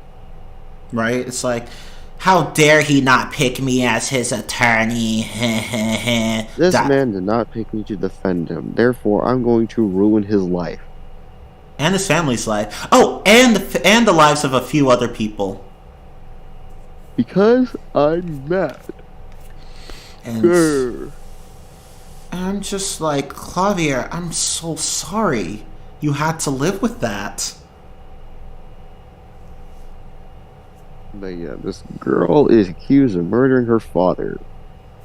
And her father and the girl herself were involved in the case that got Phoenix his badge taken away. And okay, now that case... See, it's just one problem on top of another with this case. It's just so bad. It is so fucking bad. Jesus Christ. Jesus Christ. I know. Christ. Like, okay, so... And this flashback trial took place 7 years ago. It was the last trial Phoenix ever had before his badge was taken away. First off, again, where's Mia? Not Mia. Where's Maya? That is never explained. She's not present at all in the fourth game, and she's barely mentioned in the fifth. It's not until the sixth where she starts coming back as another damsel in distress, but it's Ace Attorney. Second, Pearl isn't here again, so why is she not? Where did she go? I don't know. I don't fucking know. And Thirdly, like, okay, go ahead. Oh no, you can go ahead first. Okay. Thirdly, this case just brings back characters and just expects you to like get along with them. So why do they do that? They give you all this backstory all at once, right? And it's just like no. Just no. Basically, 1 minute you're talking about the victim, and like, what did he do? He was a painter that forged pieces of art. Yep. Like, you go from that to like, oh, this family was a magician. We're full of magician. And one of them was murdered, seemingly. Seemingly murdered. And it's like, and the other two magicians are blaming each other. And yeah, it's just, and the stupid. Okay, so at one point you get to see the victim's diary, and okay, and this is the really stupid part. There are actually two stupid parts to this. So, the diary stops at a certain point,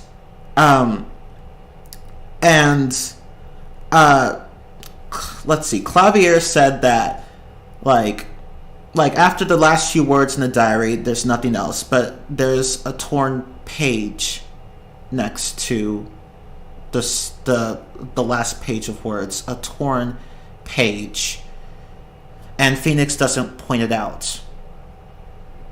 But what he does instead is, okay, so earlier Trucy was a little girl at the time. She gave him a piece of forged evidence she didn't know, and Phoenix didn't know either. And so it was a diary page, and Phoenix decided to present that and to show what the final page was, but it turned out to be a fake. Oops. And yeah, oops. And some man, the same guy whose daughter was accused of murdering him, he presents the real page.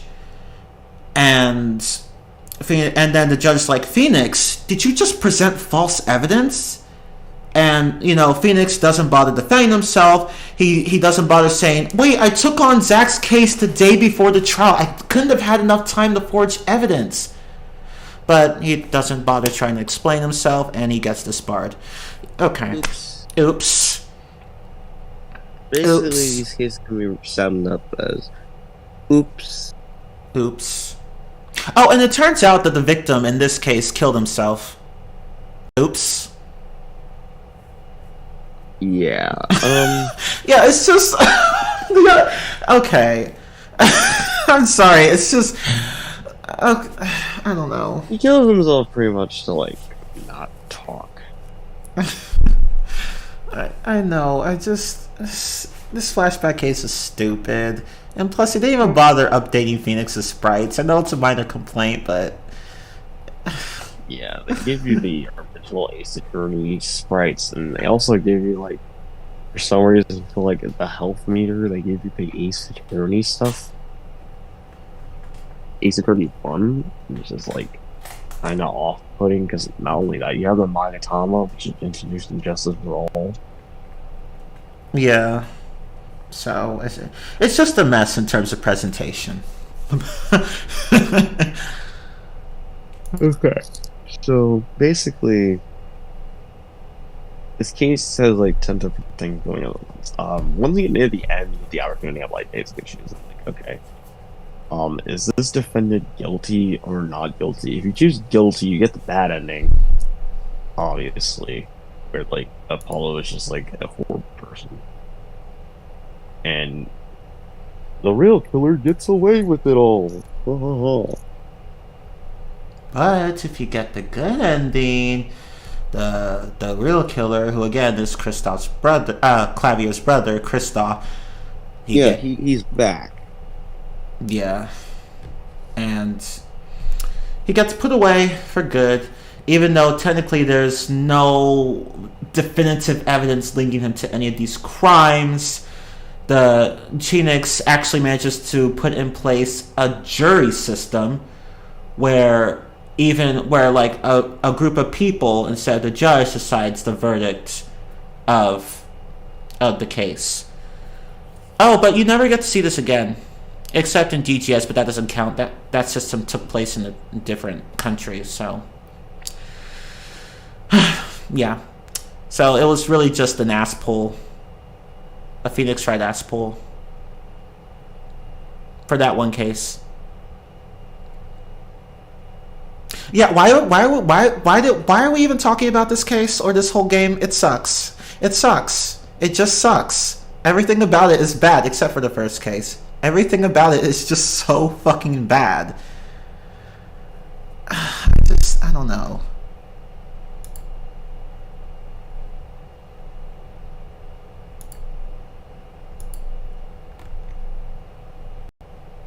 Blue? Oh no, did something happen to his mic again?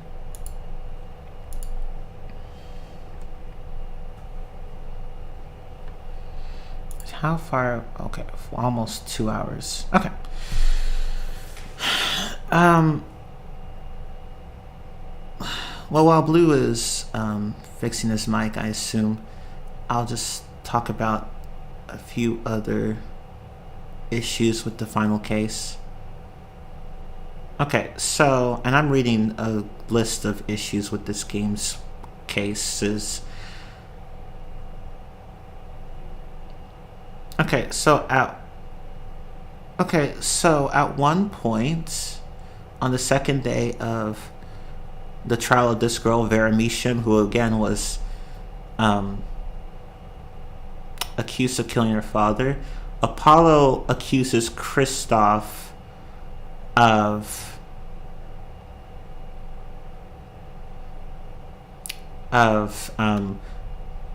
he accuses Kristoff of commissioning the forged evidence that got Phoenix disbarred because he wanted to get himself hired as Zack's attorney instead.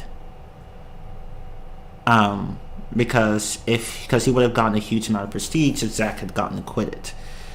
But Gavin could have pointed out that by that logic, Phoenix was just as much a suspect as he was. Because again, if Phoenix had defended Zack and had gotten away and had gotten a guilty verdict, he would have gotten a lot of prestige too. But Gavin doesn't do this. So Apollo's accusation goes unchallenged in that regard. And later in the same case, Apollo claims that Kristoff Gavin is the real killer, which he is, and he claims that Gavin sent a poison stamp to Drew Measham, and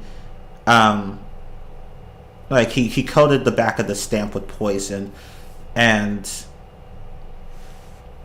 because when the victim used the stamp, he would lick it, and it would kill him because he would have ingested the poison. But Gavin says, "Oh, I can't be the killer because I had no way of knowing when Mishan would use the stamp, so I couldn't have planned it." And of course, the Apollo, the judge, could have pointed out that this was irrelevant because either way, the victim was going to die at some point. It just didn't matter when the timing was going to, like, what the timing was. Like, just because Gavin couldn't have planned the timing doesn't mean he didn't plan to kill Drew Mishan. His plan was basically just a time bomb, and he didn't know when it was going to go off. That doesn't mean that he couldn't have planned the murder. But of course, Apollo and the judge, they don't challenge this, and instead they just buy into it. But Clavier fortunately points out that Christoph was just bluffing. And one more stupid thing is that Zach, at some point in the game, you see that Zach Grimaryi, or whatever his fucking name is, Chusi's father, he had the real diary page all this time. And you think he would go and admit this in court, in order to take the heat off Phoenix, his lawyer, who was currently in a frying pan for forging evidence, but that didn't happen, and instead he just runs off and becomes a fugitive, basically changing his name and his identity or whatever. And he doesn't mention the diary page until later. Like, he could have saved Phoenix from being disbarred, but he decided to just go and save his own skin instead, like the asshole he was, I should say, because he's dead. But yeah, just fuck this entire case. It is so very bad. It's just so very bad. It's so bad. Yeah, Apollo Justice is probably the weakest Ace Attorney game in the series.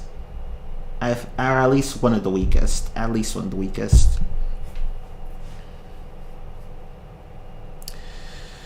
Yeah, Apollo Justice. The first case was great. Not perfect, but great.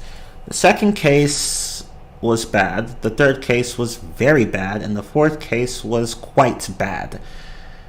Like, if I were to rank the cases, it would be from best to worst. It would be case 1, then case 2, then case 4, and then case 3. Like, case 3 was just extremely bad. And Apollo Justice is just one of those games that I would never want to revisit because it's just so fucking bad. It is so terrible. Only the first case is good. All the other cases are bad. At least the other Ace Attorney games have at least 2 good cases. Or 3 even. This one has only 1. But yeah, that's Apollo Justice for you. Wow, we've already spent almost 2 hours on this. And we still have Spirit of Justice and Dual Destinies to talk about. And Spirit of Justice has a lot of issues. Dual Destinies has some issues, but not as bad as Spirit of Justice.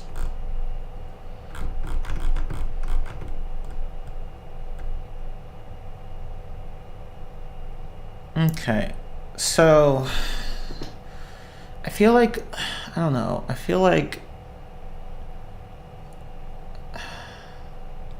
probably should have written summaries for each case before doing this, but then again, that would have taken a lot of extra work. Like, we could just talk about the cases directly instead of just having to give a summary for each one. But then again, some people could use a refresher.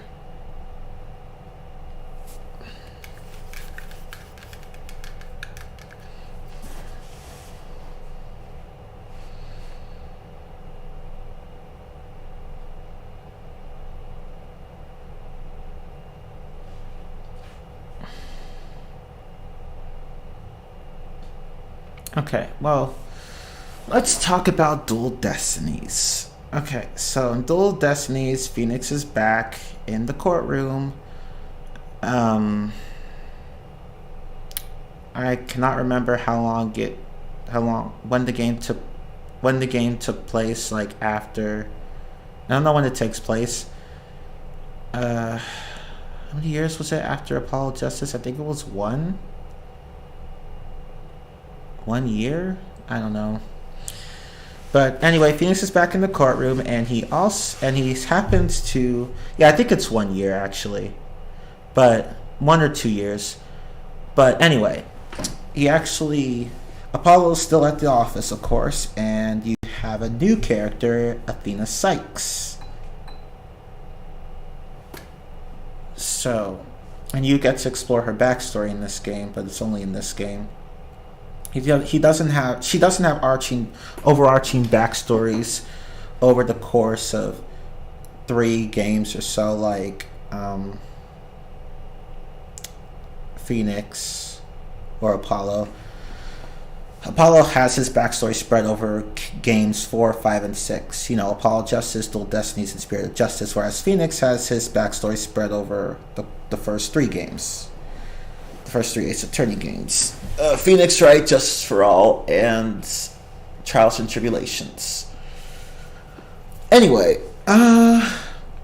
so in the first case,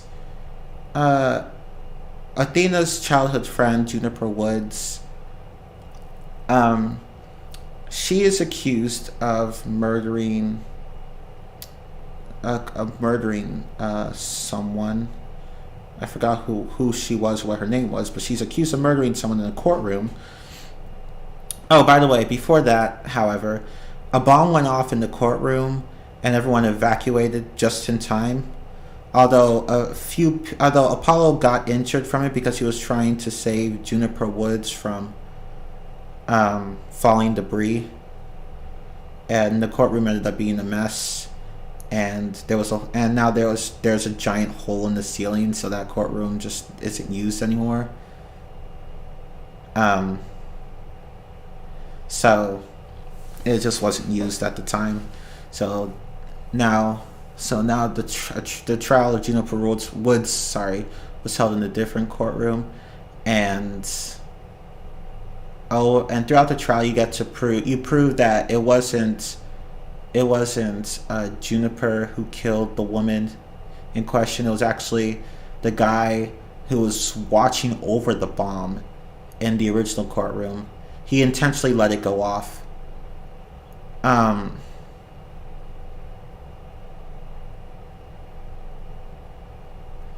And he's the actual killer, and you prove it, and he has this breakdown and admits that he killed the woman because she was onto his scheme, which I forgot what it was.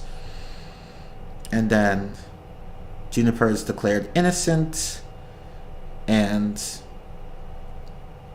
Juniper thanks everyone. Oh, that reminds me. So originally Apollo was supposed to be the one heading this trial, but since he got injured,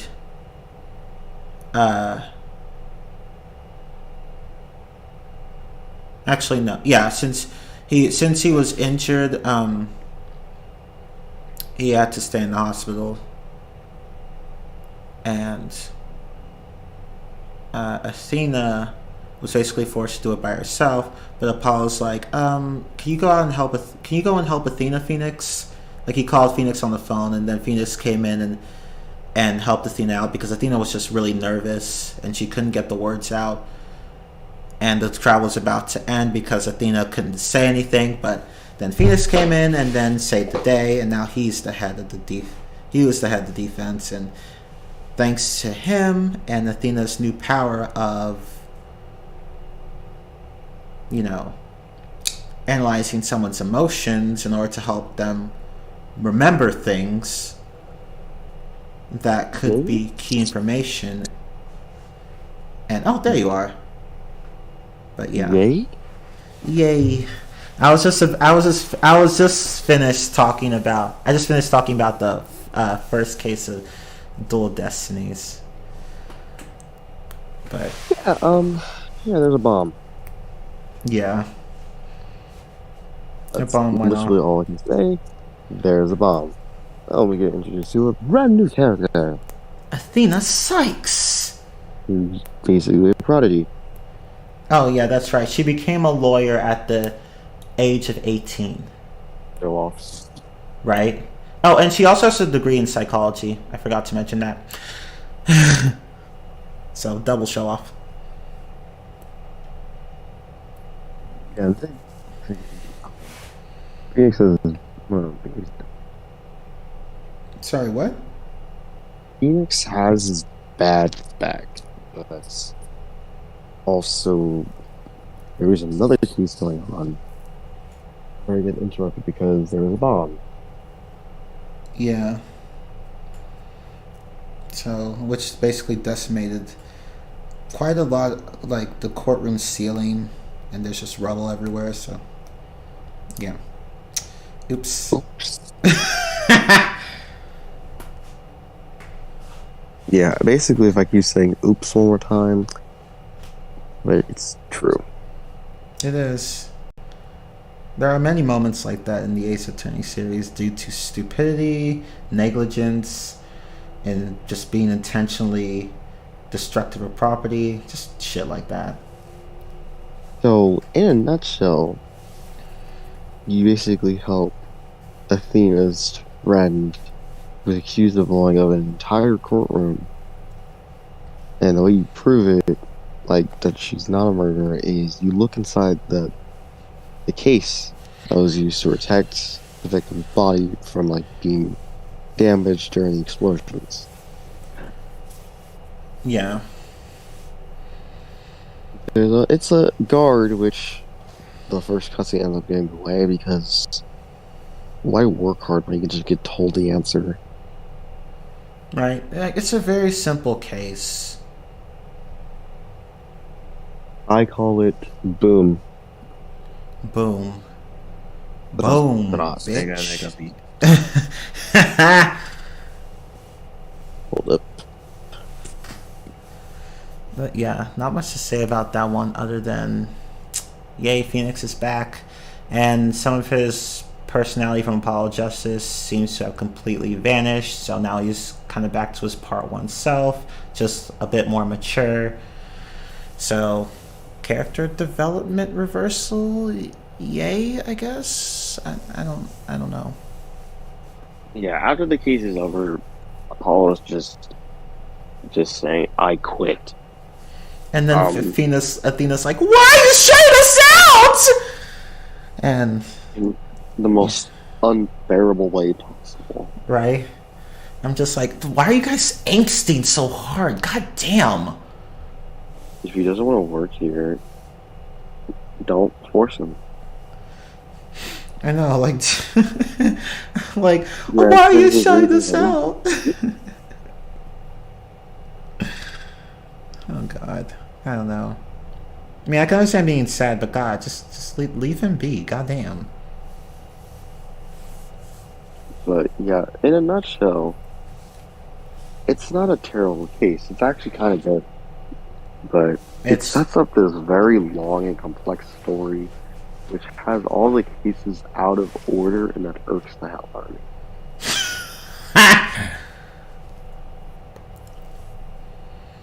And then there's the second one. The Monstrous Turnabout basically deals with wrestlers. Oh shit, I forgot to change the slide of the presentation. Oops. Okay, my bad. Yeah. Okay, right. The first one was Turnabout Countdown. Now we're on the Monstrous I realized Turnabout. I didn't really introduce the game. So this game was a digital exclusive. Freedoms. Just the 3DS. Takes place like a year. Scissors on the way.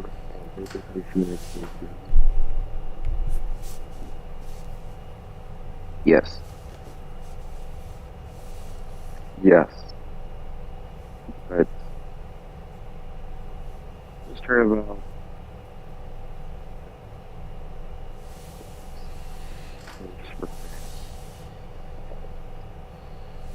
stupid decisions. Sorry, say that part again. For some reason, your mic keeps cutting in and out. Okay. So basically, this case can be summed up as wrestlers, stupid schemes, and hairspray. Yes, that's correct. Basically. It takes place at this random like little village or whatever, and there's like they're into like mythology, not mythology, they're into like yokai and Yeah. stuff like that. And there's like two towns. One of the mayors gets murdered. The other mayor gets murdered. No, the other mayor gets accused of the murder. Defend him. Blah blah blah. I don't feel like explaining like this case, but like Me neither. Like basically, you prove that the guy is innocent, and that the wrestlers' personas are actually switched. So the guy who you're two wrestlers. There's two wrestlers. There's the hero wrestler and the villain wrestler, and everybody assumes that the corresponding mayors were the corresponding wrestler. But it turns out, no, it was the other way around. Actually, no. So the guy that's in charge of what was it called? The evil villain town, Tenma Town or whatever. I think he's the Fox Man. Yes, he's the hero wrestler. Man is some other guy, and the man that was murdered, he's just there. Yeah, so he didn't really matter. Poor thing. The way the man is murdered, more brutal. He gets stabbed by a spear. And while sleeping. Really wanting to push that M rating against Capcom. Right? It's like, stab! But yeah, you get introduced to the new prosecutor, Simon Blackwell, who he's cool and all, but it's super weeaboo. Do much. That too. He doesn't do much. Again, he's one of the cooler prosecutors that you need, but he doesn't do much. Yeah, except like, throw hands at you literally. And act like a Japanese edgelord. But that's it. But yeah, he is basically this dude who got accused of murder and still able to be a prosecutor. Are they out of prosecutors at this point? No, they have someone be the prosecutor of the first case. So I don't know. But yeah. You find the killer. Turns out he started like his own supply of beauty products, but then he refused to sell them. And he got dead. Yeah. And because people kept asking for it, he's like, no, I don't want you to sell my shit. I'm like, you could make money from it. Right? And it turns out that at the end of the day, the dude was like already broke. And not just that, but his products actually caused millions of dollars worth of environmental damage. And so not only that, not only did he create a terrible product, he refused to sell terrible product, and just got himself in more debt. Yeah. So he did one stupid decision, make another stupid decision, which led to a murderer. Right? And it's just like, dude, you are so dumb. Like, I don't know. It's horrendous. It is. But yeah, overall, the case is terrible. It's just yeah. It's just that the killer is an idiot, and the way you solve the case is kind of through dumb luck, but not really. It's just a lot of BS logic. Yeah, like you have to pick apart the mayor's daughter's like fantasies of yokai. You have to like analyze them and tell her you're being stupid. This is not what you think it is. And this. You are smiley face. Yeah. Oh, and also here's another case of stupidity in this case. So Apollo, and he does something that Rookie Phoenix does. So he he discovers that Mayor Tenma was being blackmailed by, the villain, and he gets a letter. He even gets a letter that confirms it. And what does he do with the letter? What does he do? Guess what? He does the same crap that Phoenix did in the first game, where he confronts the person with the evidence. And you'd expect, and it goes about as well as you'd expect. The killer takes the evidence and destroys it.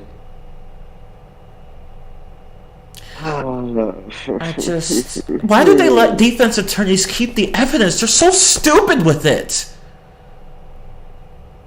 God, like, holy shit. Why? I mean, at least Apollo doesn't make the same mistake with the hand cream he found in the chamber, but still, why would you present the fucking letter to the killer? Why? Because plot convenience. I know.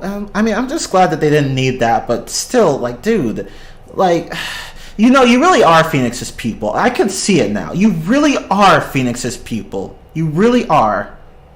Alright, Apollo, I'm going to teach you something very important. What is it, boss? When you find something very important that can put someone else in jail, you should show it to them before you go to court. But what if the evidence is destroyed? Oh well, threatening them will scare them. Yeah, it'll work. Scare them and make them want to confess. Did it ever work for you?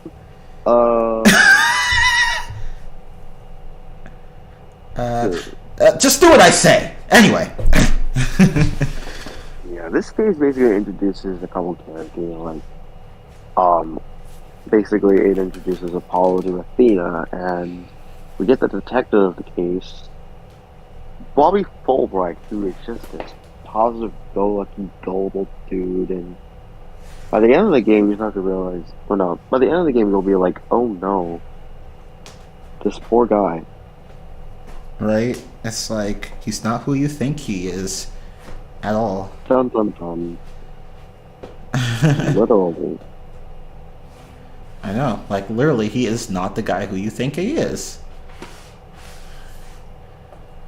Yeah.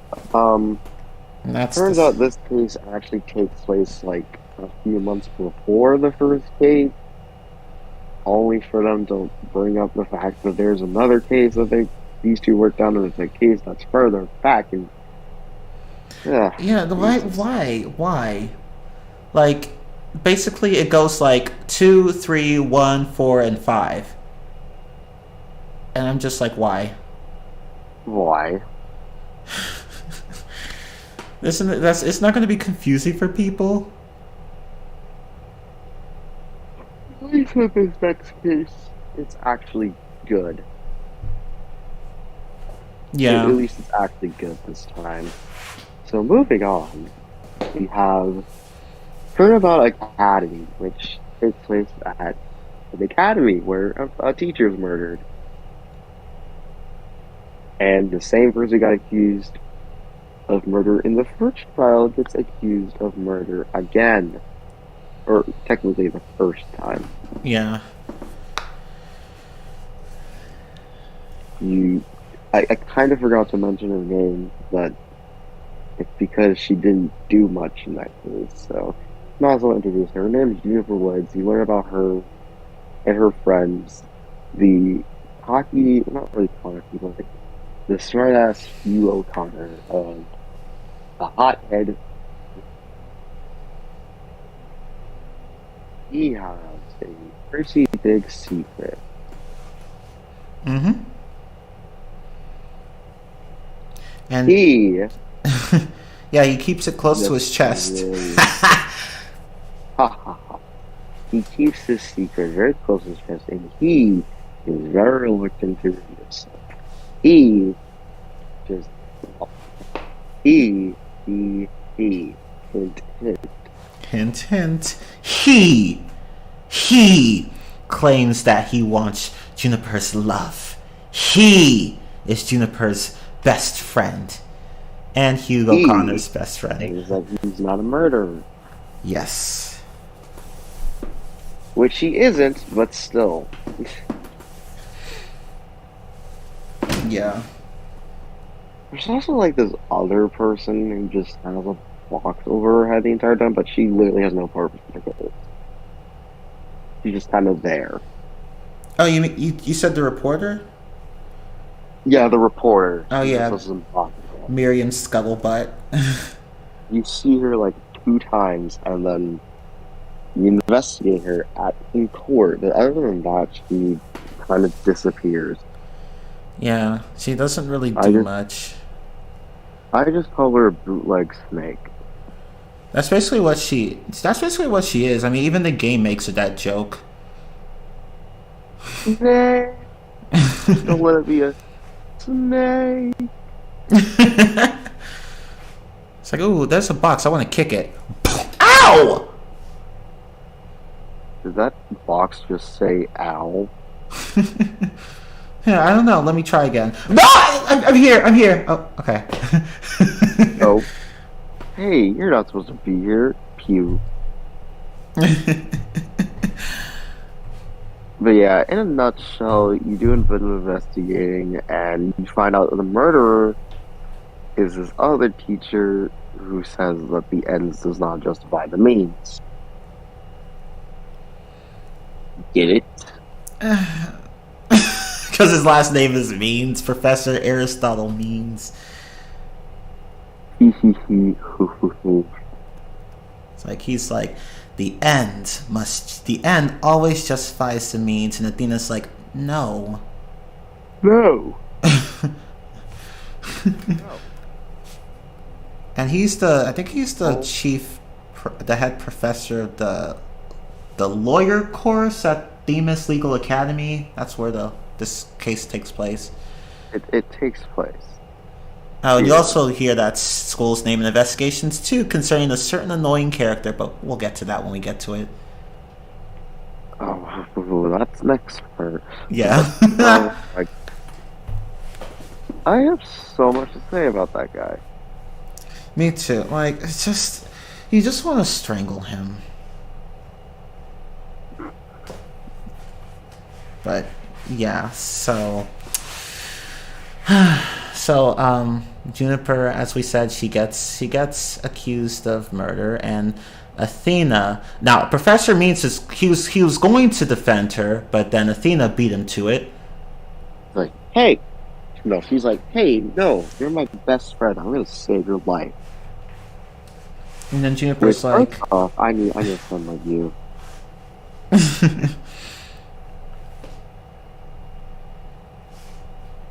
But yeah, Juniper's like, oh, thanks, but no, but not really.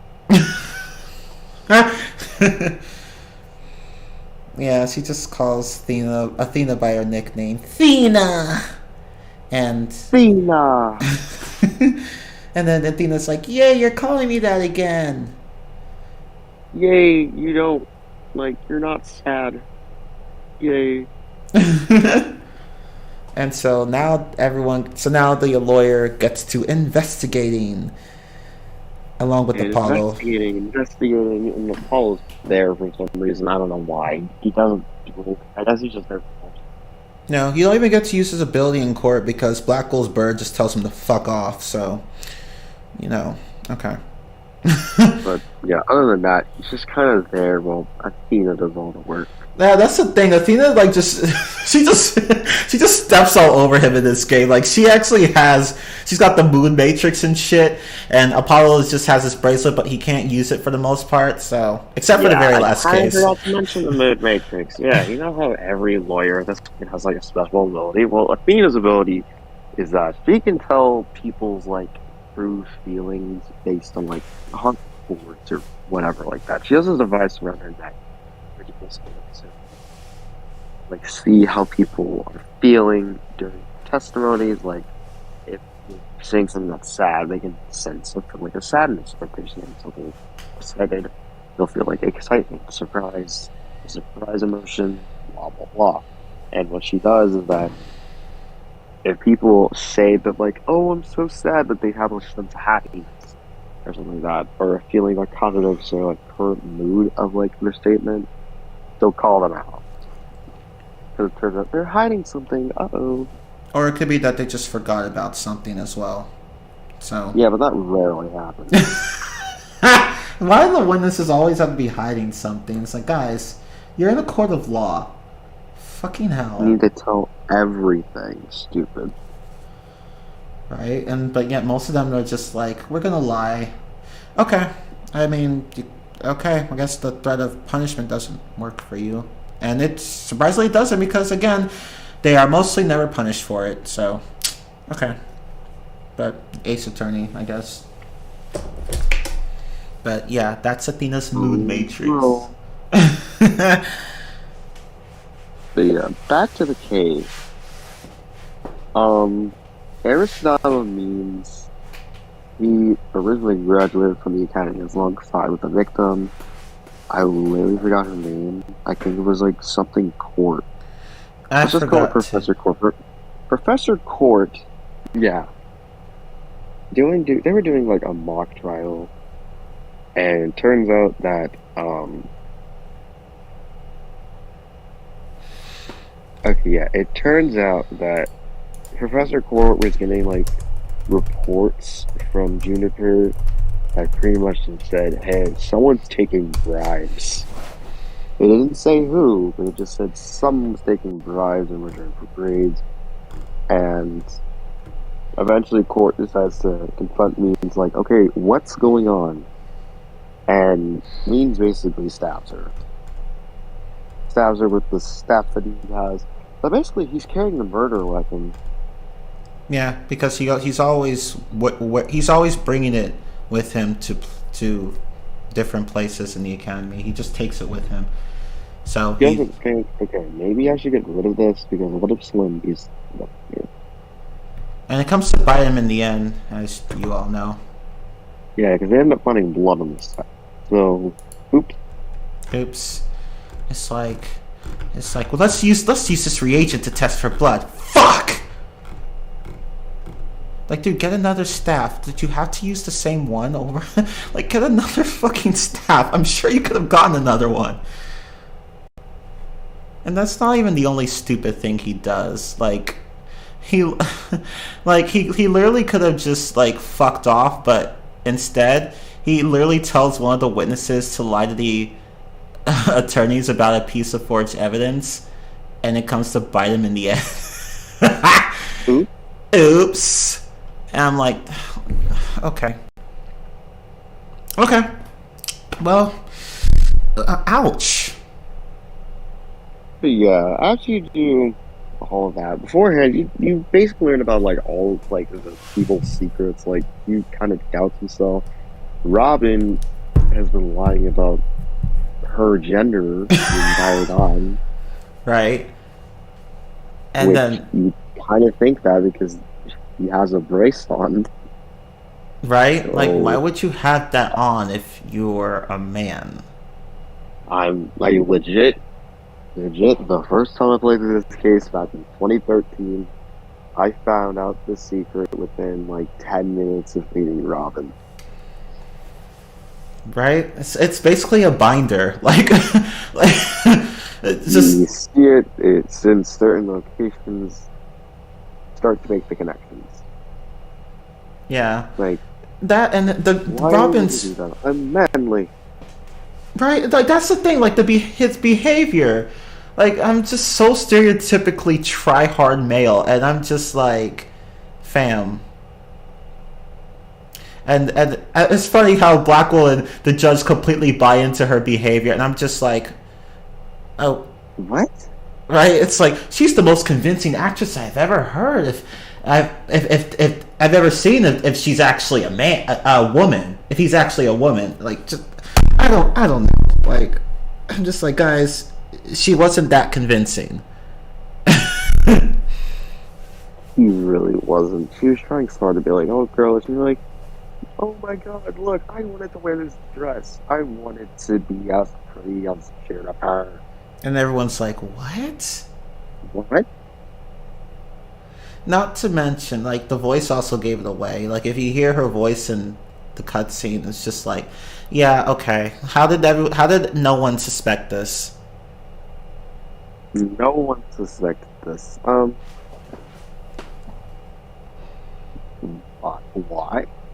I don't know. And then once Athena points out that she's actually a woman, she's like, "Yay, I'm free! This lie that's kept me pinned to the ground. You blew it to smithereens, Athena. No, everyone's just stupid. That's the real reason. Athena, this is a secret. Why did you expose it? But thank you." Right, right. It's like, I'm sure someone would have figured it out eventually, but. And it's not even just that. Like, for one thing, like, the face would have given it away too. I don't know. I don't know. Ace Attorney logic, everyone. But overall, this case is actually really good. I really like the environment. Again, it's something you usually don't get. Usually when you get these murders, it's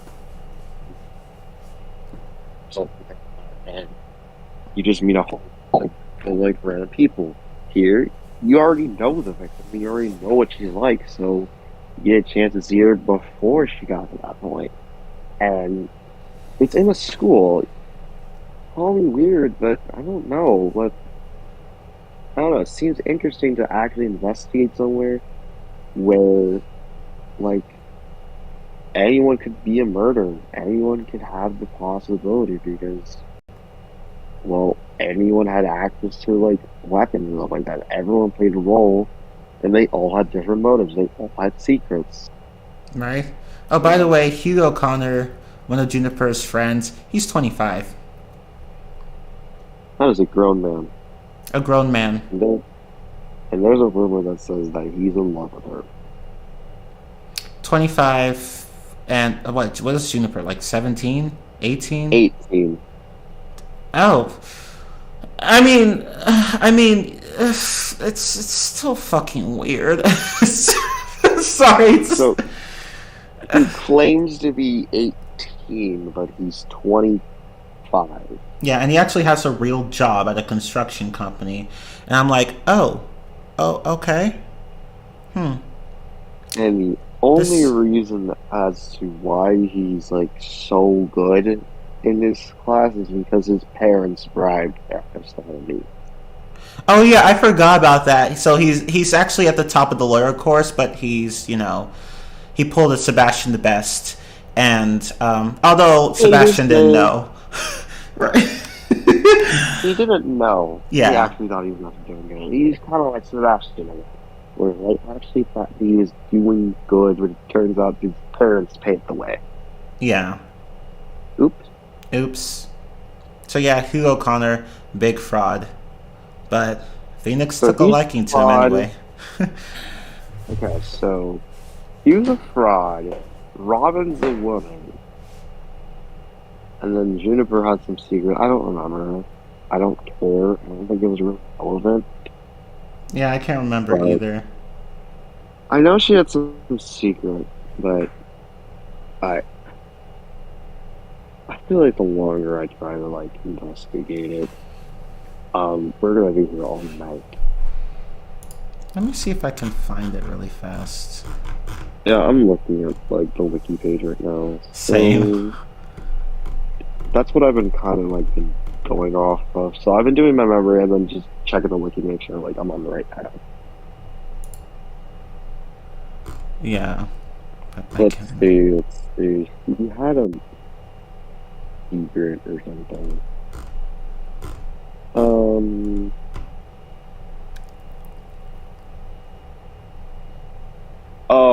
Okay. Here's the thing. He originally thought Hugh was a murderer because he came up on blood dangerous. And if she told somebody, he would get arrested. So She had what? he had like he had like his hands were like covered in blood or something. Hmm. So if she thought, oh no, if I say something, I'll be a horrible friend. You're also allowing a murderer to get away with murder. Just because he's your friend doesn't mean you shouldn't tell the police. I know, like, I just don't fucking know.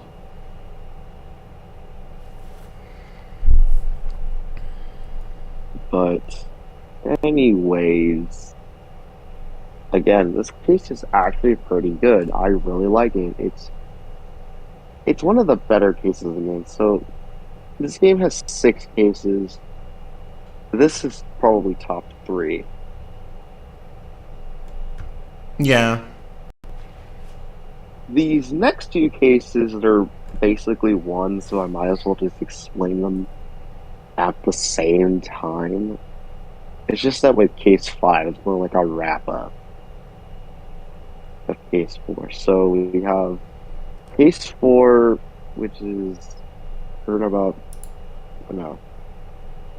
Case 4 is the Cosmic Turnabout. Cosmic Turnabout. Yeah, it's called the Cosmic Turnabout. And then case 5 is Turnabout for Tomorrow. And in a nutshell, it's space. Space. Space, and you learn about pretty much what the hell happened with Blackwell. And also you get an edgy Apollo Justice. Yeah. Yeah, so you get a bit of Apollo's backstory in this one. Although I don't remember it entirely, but you do. But basically, his best friend dies. Oh no! Yeah, his name was Clay, and apparently, the defendant also knows this person too. Yeah, but as you prove that he's innocent, you end up getting someone else implicated for the murder. Athena. Oops. So, before I explain the case, let me just talk about this timeline. So, technically this timeline starts with case number 2, I believe. Case 2. The game chronologically starts with case 2. Then we get to the DLC case. Case 6. Turnabout reclaimed. Actually, no, here. It starts with case 3, then case 2, then case 6, Turnabout reclaimed, then case 4. In the middle of case 4, we have case 1, and then after that, we go back to case 4, and then after that, it's case 5. Do you see how complex the storyline is? Yeah, the cases are all out of order. It's 2, 3, 1, 6, 4, 5. What?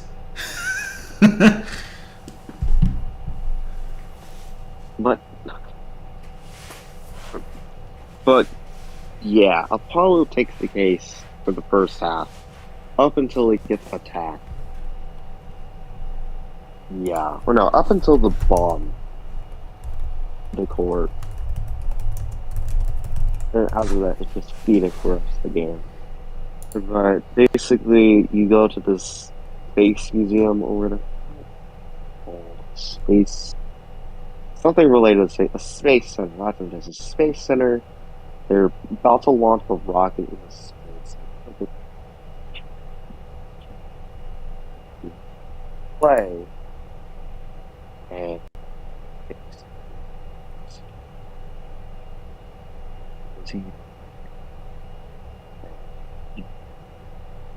Oh wait, hold on.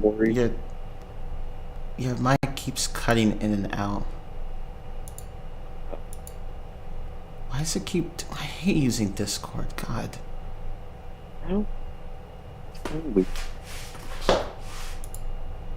Like sometimes it cuts in and sometimes it just doesn't. Yeah. Well, it's better now. But yeah, basically in this case you learn about Athena's backstory, Blackwell's backstory. They basically put everybody's backstory in. Oh yeah, you'll get Athena's backstory too. I forgot. And again, once you prove that the defendant is innocent, you realize all the evidence that you just found that proved the defendant innocent, it makes Athena look guilty. Because her mother used to work there. And she was murdered there. By who? Blackwell. Oh, Supposedly. no. Oh no. Supposedly, Athena's mother was killed by Blackwell. Yeah. And Athena, apparently, is also. I think she's also being accused of being murdered, like murdering Clay. I think. I can't remember if they accuse her. I know they accuse. Like she starts to realize that like they accuse her of murder. But I can't remember if they accuse her. I think they did. I don't know. But anyways, the first half of the case can be summed up as, oh no, let's just have a bunch of, like, a story dump. Let's just have a huge amount of story dump onto the player to learn about who everyone is and set up the climax of the game. Yeah. Yeah, she was accused of the crime. She was accused of murdering Clay. Oh, And okay. Apollo gets pissed. Apollo gets basically pissed at this and leaves temporarily, but then he comes back. He's like, hey guys, yeah, I'm back. I'm ready to get the murderer. Oh, okay, yeah, now I remember. He actually does get pissed at her. But he's like, he doubts her, but at the same time, he wants to believe in her He wants to again. believe her. Like, what? I completely forgot. Yeah, like he's like, I wanna believe in you. The evidence, and then it's like about. I don't know, but Yeah, but Athena didn't do it, of course. So we get so that's the first half. The second half is just learning even more of his backstory and mostly about Blackwell. You basically have to. Okay, so once you get done with basically Clay's murder, you go to focus on Athena's mother's murder. And it turns out, since Blackwell's on death row, he's gonna get executed soon. And you basically have to prove that Blackwell is innocent. Otherwise, he will die. Yep. You're also going to do it because it turns out Trutzi was at Space Center and there was some hostage situation again. So if you don't solve the case, she gets kidnapped forever and you'll never see her again. Yes. Oh, and guess who's holding the hostages? Blackwell's older sister.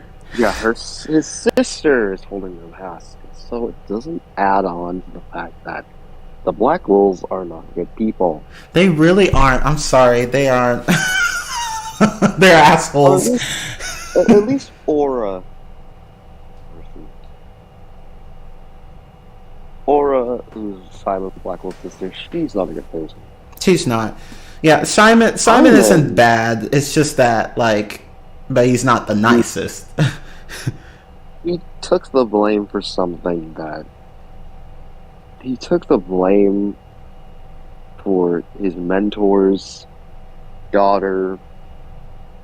Okay, so here's the story. So, Athena's mother, like... Okay. Athena's mother was laying on some table or something like that. I can't remember exactly, but Okay. Athena wanted to, like, go help fix her mother. And since she worked with robots and there was a robot fixing machine, she figured she could use that. Because she knows she was... Yeah. She was a young kid and she didn't know any better, so... She was like 10 years old and she wanted to fix her mother, who was already dead, so she used the robot fixing machine to picks her up, and it only made it worse. Simon, walking in, seeing his dead mentor and his mentor's daughter standing right beside her and smiling, he thinks that Athena killed her. So he just took a blade and just sliced her or something like that to make it look like he was the murderer. Yeah. All to protect Athena. So Simon had like a little brother-sister relationship with Athena. So it's like, so he generally does care about her. He just messes with her like any brother and sister would. Oh, that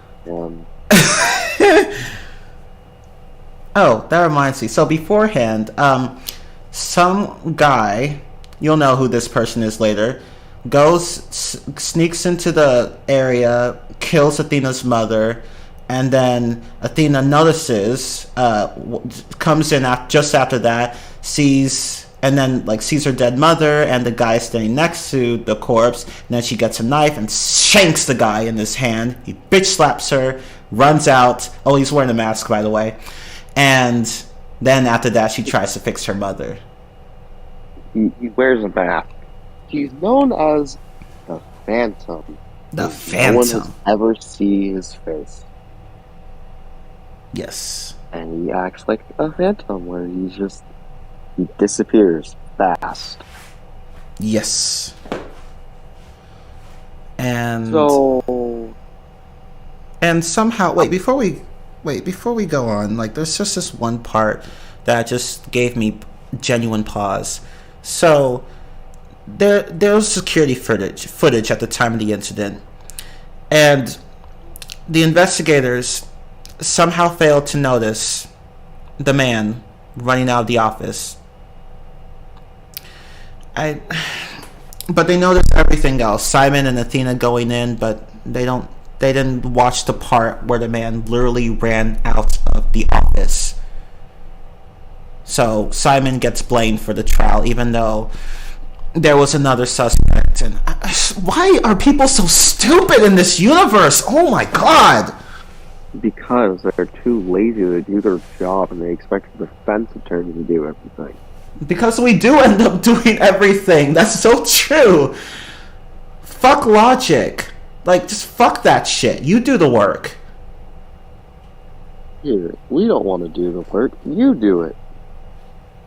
Like, yeah, but you're getting innocent people sentenced. It's like, who cares, man? Let's just go home and enjoy the game. Fuck y'all, seriously. Like, this didn't need to happen. This did not need to happen. None of this needed to happen. There was literally another suspect, and you idiots didn't catch him. Oh my god. Yeah. But anyways, Miles Edgeworth comes back just for fan service. Fan service, yes. To prosecute against Simon Blackwell. But yeah, he comes back, he acts as the prosecutor for this case.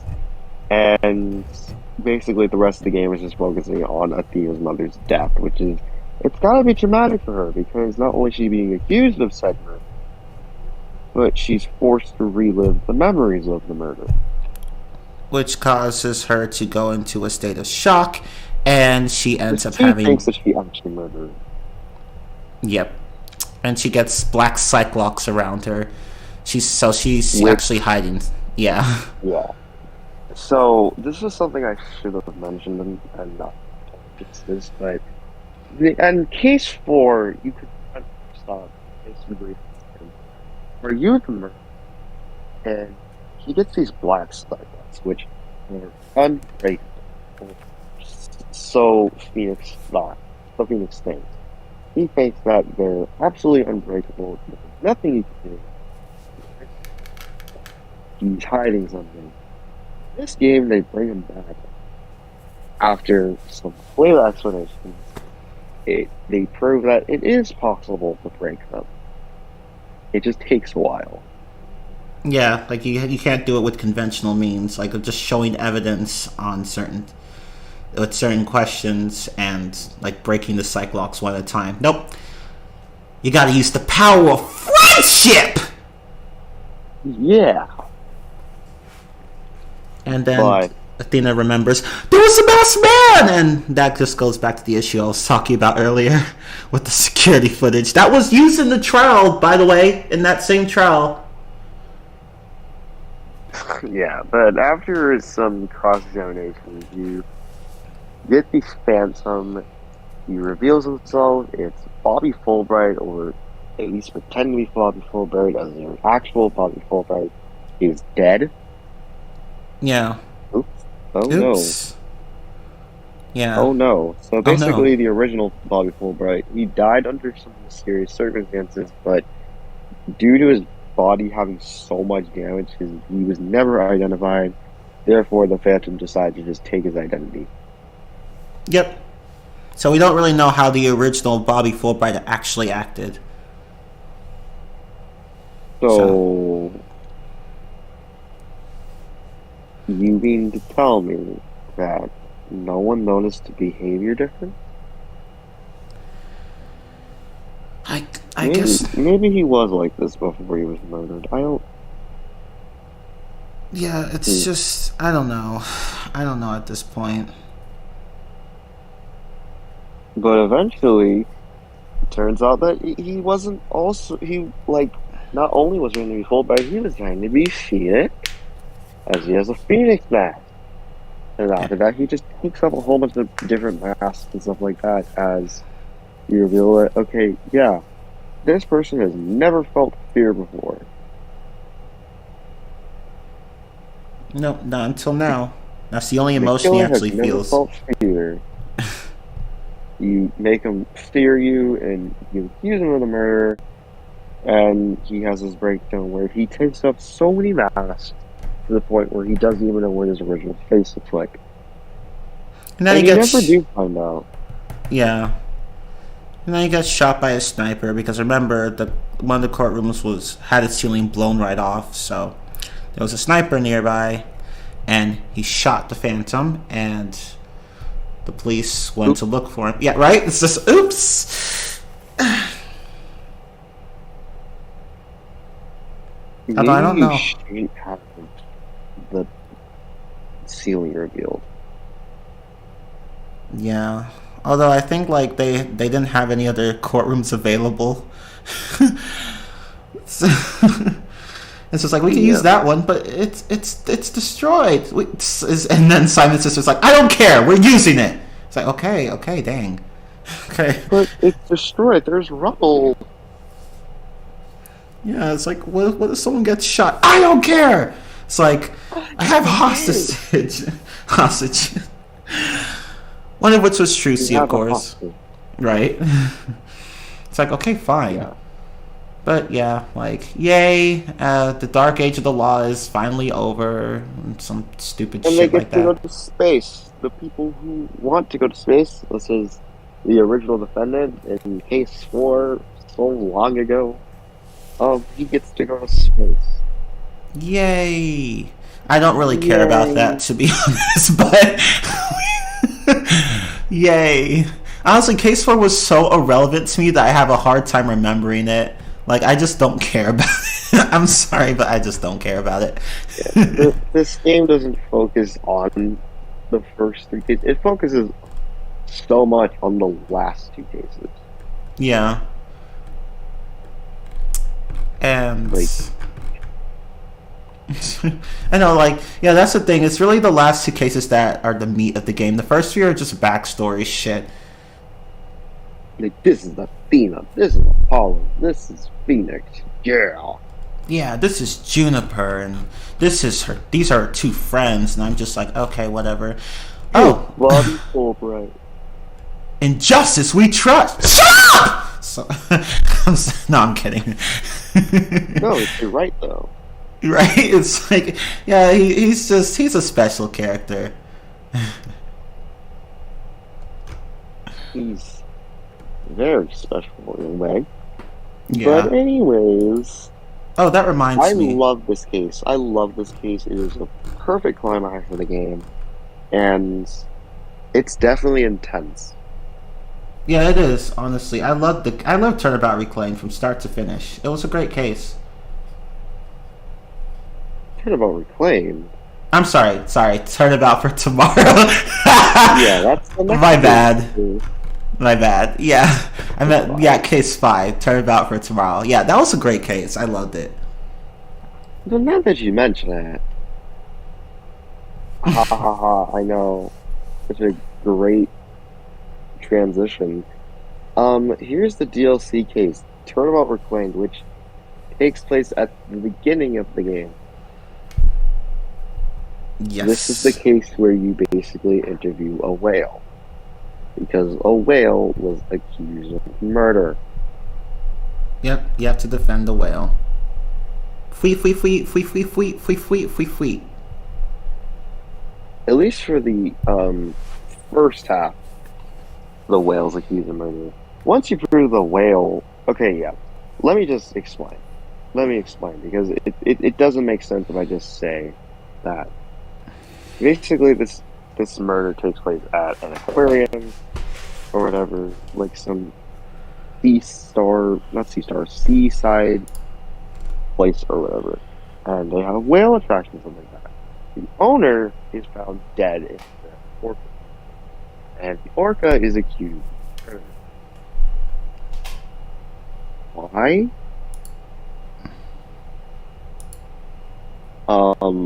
Well, the captain was found dead in an empty pool. But the orca was not near. Yeah. I just So, right, like he was like he fell to the bottom of the pool because someone had completely drained it, and he suffered heavy blunt damage. here's kind of the funny thing. This murder wasn't really.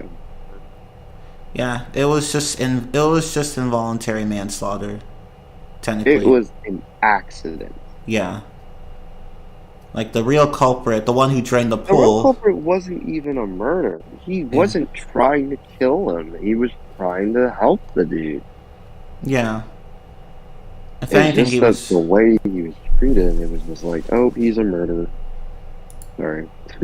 Yeah, no, that's fine. But yeah, he was actually trying to help the captain because the captain accidentally slipped, was about to fall into the pool, empty pool, and the culprit was trying to save him by grabbing his hand, but the captain slipped and hit the ground hard, extremely hard, and It's then just that he wanted to get the orc accused of murder because the killer, quote unquote, not that the orca was responsible for killing his girlfriend. yeah, so which tore him to shreds. So basically, he pulled an acro by playing to kill. he The played orca, yeah. but he ended up accidentally leading to the death of his beloved boss. Yep. Or I think he was beloved. Actually no. He was hot. He was beloved. Yeah, he was. So this is legit just Turnabout. What was Big it? Top. I almost said Turnabout Circus. No, Turnabout Big Top, but much more bearable. Very much so. This case also reintroduces Pearl Fay into the series because I don't Yes. know what happened. He just kind of disappeared, and then she comes back as a 17-year-old. Yeah, on a school trip to the aquarium, and she meets the killer. Yeah, at one point. Killer. Killer. Do we really call him a killer? Let's call him the manslaughterer. No, that sounds even worse. Let's just call him the culprit. culprit. Yeah, that's the culprit. Yeah. So yeah. At first, you have to defend the whale from being accused of murder, and then her friend, the trainer, Sasha, she gets accused of murder, and then you have to defend her, and then turns out I think he was a janitor or something like that. Yeah, he was a janitor. the janitor, Marlon Hines, who is honestly the funniest character in this case, and honestly the coolest because he's like a rapper in a way. Right? I don't know why, but I really liked him. Me But too. like, Especially when he just rips his clothes off and shows his muscles. That's when shit goes Dude. hard. the dude is buff and he can actually rap. Granted, it's weak rap and it's a Capcom game, and Yeah, they're not let known me for... just bring this up. Let me just bring this up. This is the only case where it has a black person, That's so true! and he's the murderer. So, Oh, right? It's like, oh, shit, Capcom! wow, we're gonna do this in our new game. Capcom, just remember black people exist, and we're gonna make him the murderer. Nice, let's make him the murderer. It's so stupid, but It is. anyways, Marlin, he wanted to kill the orca because his girlfriend, who actually had like a heart disease or something like that, but he didn't know about it. In fact, no one Yeah. knew because she didn't tell He didn't tell anyone. anyone. She didn't want people to worry about her and stuff like that. And when Which she is was performing, yeah, she was dumb. And when she was performing, she died right then and there. Yeah, and then everyone thought the orca killed her. Like, no. And so, in an act of revenge, he was going to basically drug the orca and kill her. I mean, kill the orca. But Jack Shipley, the victim, like, basically walks in and he's like, "What's going on?" He slips on something and falls, but Marlon quickly rushes to go help him. And then just like, "I'm sorry that you went through all this pain. It's not the orca's fault," or something like that. "I'm sorry. Let me go." And Marlon doesn't want to let go, but eventually he slips out of his hand and he dies. And instead of just saying that it's just accidental, he tries so hard to get the orca killed. Because he just hates the orca. When the orca didn't even do it, and that actually wasn't even the same orca. There are two different orcas. The other one was just hidden from the public instead of being killed. At least with his sentencing, like, he's just put on rehab. Yeah. And then later he returns and he's like way better, but like it's really sad. It is. Because his mentor died for no good reason. He loses his girlfriend, he loses his mentor, and And he spent all that time being angry over someone who didn't even do anything. yeah, but yeah, the case is a really fun case. I didn't explain anything. You meet like a whole lot of characters, like this author who doesn't really contribute to the case. She's just annoying, honestly. Nora the Plume. Yeah. You meet like this, I think this doctor, not the doctor, Dr. Crab. Dr. Crab. Yeah, the veterinarian. He takes care of it. He has like a pipe that lives in his hair. It's haha, it's so big you could hit someone. Yeah, and the penguin saw him first when it was born, so it thinks that Dr. Crab's its mother. So. Ha ha ha. And Dr. Crab is, crabby. Like, he's stereotypically grumpy and shit. He's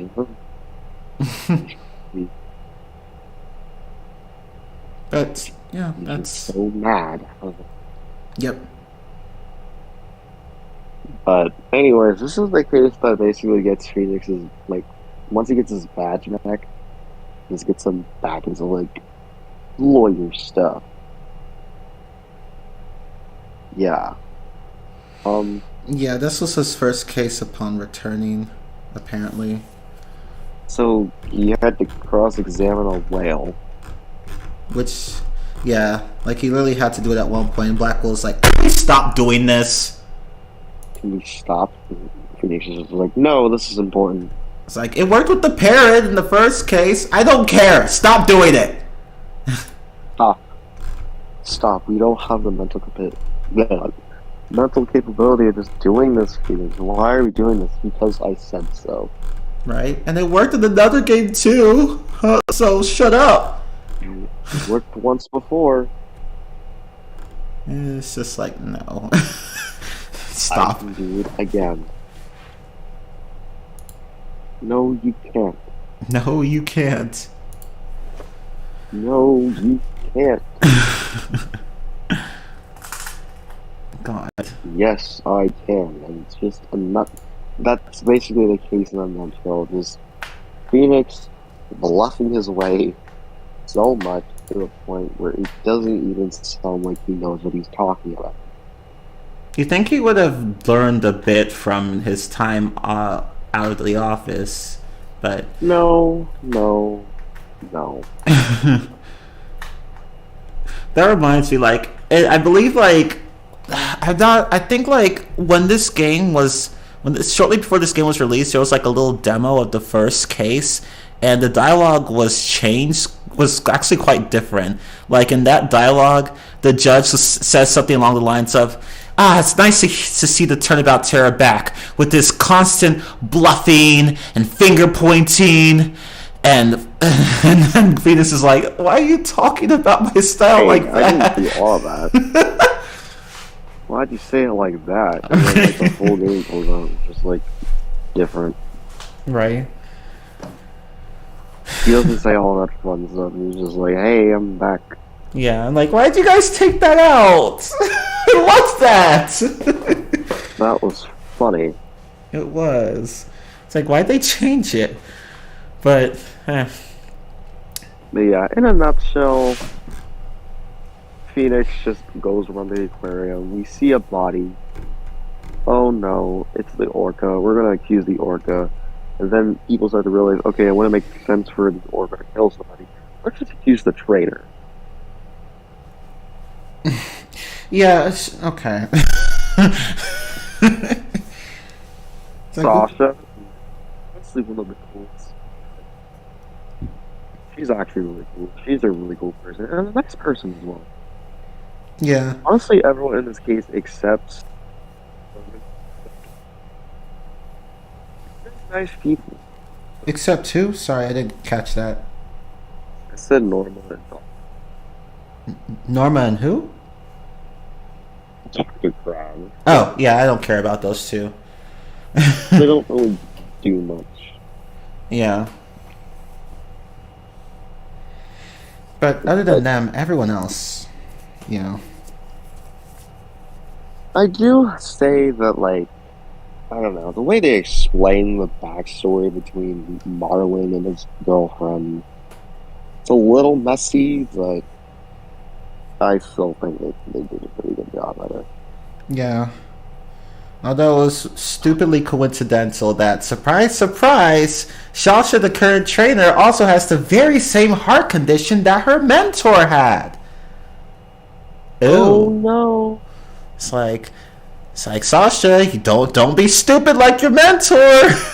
Don't push yourself too hard. What I also like about the case is that it introduces the fact that, like, hey, sometimes accidents just happen. Yeah, that's very true. And Chronicles also did this, but we'll get to that later. We'll get to that game eventually. Yeah. But yeah, that's Turnabout Reclaimed. With that, we're done with Dual Dual Destiny. Destinies. I almost said Ace Attorney, Ace of Destinies, or whatever, Spirit of Destinies, but no. I'm talking about our final game of the stream. For me, it's nearly died, but who cares? Phoenix Wright, Spirit of Justice was released in 2016 for the DS. It also has 6 cases. Yes. I just really hope the slide is moving, you know. Yeah, don't worry, I got it. This time. Yeah, oh shit. Yeah, there's. So basically, okay, yeah. So basically, this game takes place in two different locations. You have the United States case and the brand new Kurai country, which is basically a country that hates defense attorneys. And you'll see why later.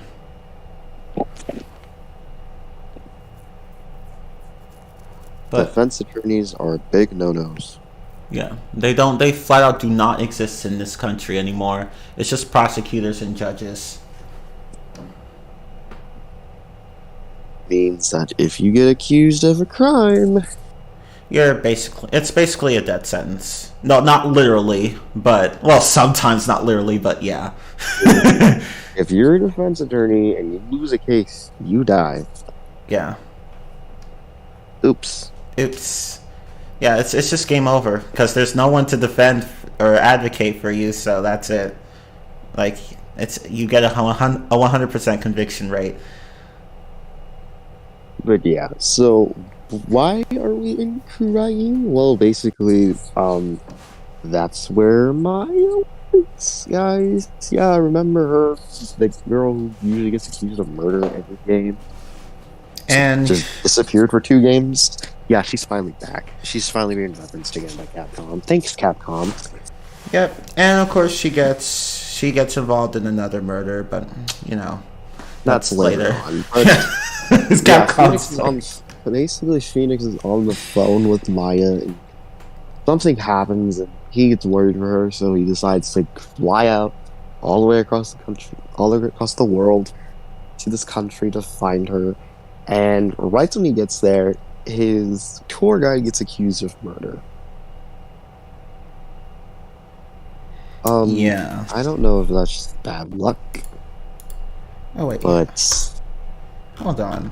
Let me check something. What's this case called? Let me turnabout. The Foreign Turnabout. The Foreign Turnabout. Okay. There's some detail. I think there was a detail in that case that was changed. Let me. Where is this? Ooh, we're doing research? Yes. The Foreign Turnabout. I think. Yeah. His tour guide, I'll be your guide. Get it? Oh my god. He's accused of stealing a precious treasure and murdering a guard named Pot Roll. Get it? Okay. These pun names, I can't. These names. Like temple. What the fuck is that? Temple. I'll be your guide. I'll be your guide. Peace, love, and understanding. He's not that guy. Yeah, you ended up like finding out he's a murderer. Oops. Oopsies. If I say oops one more time. Well, I mean, this game has a lot of it. So where's my oops counter? We need dings. Oh well. Ding.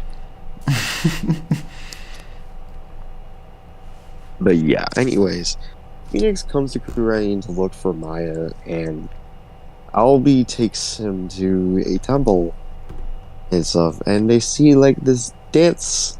They see this ritual, which is called the Dance of Devotion, and basically, it's like, okay, how can I explain it in a simple way? It's a song and dance that takes place in the morning and the afternoon. It's used a whole bunch in the trials to see, like, the deceased person's last, like, what they last saw before they get killed. Yeah, the divination seance. And as Albie and Phoenix look around the temple, police officers just barge in and arrest them because of treason. Oops. Oopsies. Phoenix, being worried for him, he goes to the court to watch the trial, but they won't let Phoenix in. So they end up distracting him, saying they're a lawyer, and he goes in, and basically Albie's just accused guilty because of some seance performed by the priest, the little priest, Rafa, whatever the hell his name. She's annoying. Simple. Yeah. Yes. Yes. But yeah, Albie doesn't have an attorney, so Phoenix is just like, hey, I'll defend him, but the judge is like, hey, we don't need a defense attorney here in this country because we have divination sands, but as later proven by Phoenix, they're not accurate. Yeah. Or rather, like, they can just be interpreted in any way so that you can't just rely on one single interpretation. Yeah. So it's like they tell only half the story. Oops. Ding. Ding. So not only is Albie accused of treason, he's accused of stealing and murder. And how old is this kid? Like 9 or something? Not 9. He's older than that. I think he's 14. He's 14. Again, we're accusing a 14-year-old of murder. No, he is 9. Is he? He's 9. That's what it says. The fuck? Wait, hold up. Hold the fuck up. Look it up. I could have sworn he was 14. The fuck? Wait, that's so confusing. Like, in one case, I think, what was it, one of the Asinine episodes? I think it said he was 14. I don't know. But I don't know if I should talk about those, though. Should I? Well, you mean the Asinine episodes? Yeah. Because they're kind of just there. Yeah, we can just skip them. I was gonna skip them because there's not much to say. They're not actual cases. They're just what if scenarios. Yeah, I believe there are 2 of them, right? There's 2. There's a Phoenix Wright and Apollo Justice. Right. Yeah, that's right. One takes place Interesting. Yeah. But yeah, like, go ahead. You may continue. But yeah, they accuse this 9-year-old of doing all these heinous crimes, but as you later prove that, like, not only is the divination seance was interpreted incorrectly, Albie actually didn't do it. It may have looked like he done it, but that's just because of pure coincidence. Yeah. So right when Albie, like, screamed, the lights went out, and that's when the victim felt pain, but it turns out that it was someone else who did it. The star witness, please let me I don't know how to say his name. Peace, love, and understanding. I'll say the Japanese name. Potodino Nikawasu. The fuck does that even mean? That's his name. Yeah, he's the head monk, and he hit the guard with his guitar. Rock and roll, man. Why do some of these culprits have to hit people with shit like that, like musical instruments and shit and stabs? It's like, So why? he hit the guard because he has the treasure box, and he wanted that treasure box, so he killed him. Instead of just simply asking, "Hey, can I put this back? I work here." Like, right? I'm just like, what? If you want the box, why did you need to kill him? What instance? It's like these villains want to make things harder for themselves.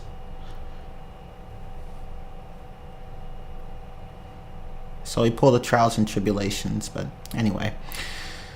He kills him and proves that, like, he brings up the treasure box and not so money. Let's just call him Metal Jesus. Metal Jesus ends up describing the box, but the picture is black and white. So there's a picture of the box that's in black and white, yet the way that Metal Jesus describes it, the only way he knows certain details is if he was there. So Metal Jesus ends up accusing him, basically self-incriminating himself, and once he's unable to refute the case, he does a solo on his guitar thing, and then breaks his speakers and breaks the instrument, and he gets knocked out, and then he gets arrested. But oops. Thanks, Metal Jesus. Well, oops. Eventually, finally, we get I'll be free accused of murder, and we learn about some rebel group called the Defiant Dragons who want to have defense attorneys. And you also meet a Justice Minister, Inga Karkul Kurain. Pretty much just says, we investigated Rawl and understanding. We investigated Rawl and Metal Jesus, and Rawl was stealing, so he's not really a good person. Yeah, but anyways, Albie tells them that, hey, Maya's fine, so yeah, let's go see her. And then that's the end of that section of Kurain, because the next part we go back to America. Yeah. Before we talk about that, this case it's interesting. I really like it. It really introduces the fact that, like, okay, this place is a new country. You don't know how the legal system works here. Turns out it's worse than America. Yeah. It's Defense attorneys. Yeah. yeah, and they're even mocked in popular media. Like, what was it, the plume? I forgot what the basically a ripoff of the Steel Samurai exists in this country, but I forgot what it's even called. The ripoff. I know what you're talking about. It's something. I think it's. I can't I remember. remember reference it in the last case. Yeah. I think it's the. Let me look it up. I knew it. It's the Plumed Punisher. Yes, that's it. The Plumed Punisher, or Neo Twilight Realm. It's kind of stupid, but okay. Anyway. And basically, like, the main villain is the leader of the Defiant Dragons. Oh, yeah. Who's... We'll learn more about the Defiant Dragons in Case 3 and Case 5. Yes. Not Case 2 and Case 4. No, those are basically filler cases. Especially Case 4. Yeah, Case 4 is just kind of there. Yeah, it was... Case 4 is like the Nia Fey cases, except they don't contribute anything to the plot. I know, it's just, it's sad. Sad face. Very, very sad face. But yeah, I actually like this trial. Not the trial, no. I like this case. It's not as good as, say, the first case in Apollo Justice, or like the first case in Investigations 2, but it's not horrible. It's actually pretty good. It's pretty intense, especially when you realize that, like, okay, if you screw up, Phoenix dies. Yeah, like he has to face the death penalty. Oh no! And then that's it. Really it. Yeah, very dark. Gaspin Payne's here. He goes bald. Oops. Ew. Anyway, so we get to our next case. Turnabout. No, the Magical Turnabout, I believe that's called. And God, there's even more to Trucy's backstory, sort of. Sort of, but yeah. So back in Los Angeles, yes, because these are where the games are supposedly taking place, or as I like to call it, Japanifornia. Japanifornia. Because we have a lot of Japanese influence for a game that claims it takes place in Los Angeles. Cherry blossom trees for the win. Yokai Village. Right? It's like, are you sure this is America? Yes, it's Los Angeles. It's like massive reform over all the building styles. Okay, I guess. Okay. So basically, in this case, Brucey is throwing a huge magic show at a theater, and like everything's going well until one of the performers, quote unquote, dies, and Trucy starts to freak out a little bit. He runs away, and then things fall apart, and then something. Okay, so the victim is pulled upwards, and he actually dies. Oops. And since charge of the magic show, how convenient that her father is out of town and she gets accused of murder. Yep. So basically, it's calling Athena to clear her name and save the agency since, well, her being in jail does not give it a good sign. Nope. In this case, we're introduced to the new prosecutor of the game, Nayuda Satmati, who just sucks. Everyone hates him. He's not a good prosecutor. He sucks. This is what happens when you have a character who never once I just like throughout the game he seemingly believes in Krine's legal system, but it's just no. And no. It's right, and then like fam, you could have been a greater character if you had just gotten rid of that bullshit. Like, it's also weird that he's a Krine prosecutor, and yet he's willing to take cases in a different country. Yeah, that's the thing. Like, why is he even over here? Like, he just conveniently shows up when the main characters do. Why? Plot convenience? Yeah. Yeah, that's basically it. We get introduced to him, and we also get reintroduced to Emma Skye, who's now a forensic investigator. Yeah. Congrats, Emma. You actually accomplished your goal. She's not a detective. She's an official investigator. She's an official investigator, but she still wants to be called as such during the trial. But no, she's still called a detective in the trial. But she quickly corrects him, like, no, I'm a forensic investigator. Wow. I personally still don't like her, but good for her. So yeah, I loved her in the first game. Didn't really care for her in the fourth game. And then this game, it's slightly better, but not really. Yeah. At least for the first half of the game, it's not, like, as important. Yeah.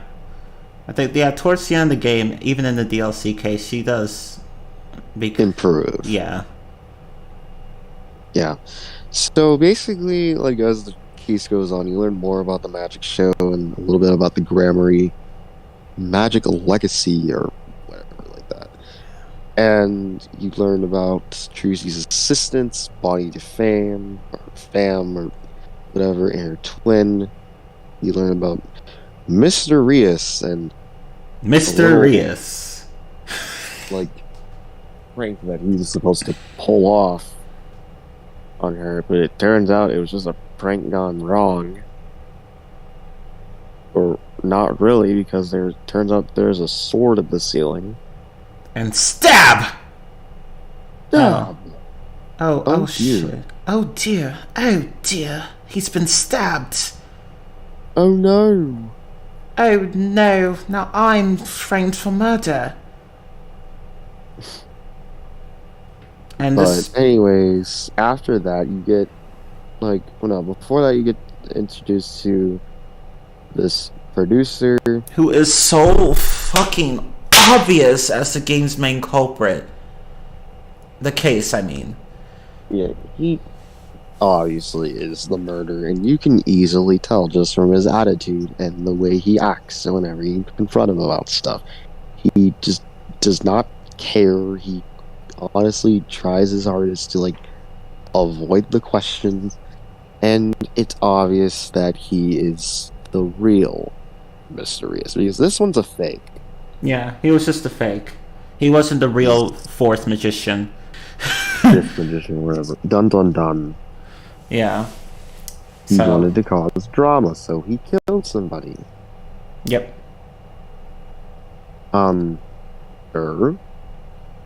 Right, it's just like, and it's, I don't know, it's just like, why is this guy even here? Like, he doesn't add anything to the Grimari backstory. Sure. Like, Sure. I don't know.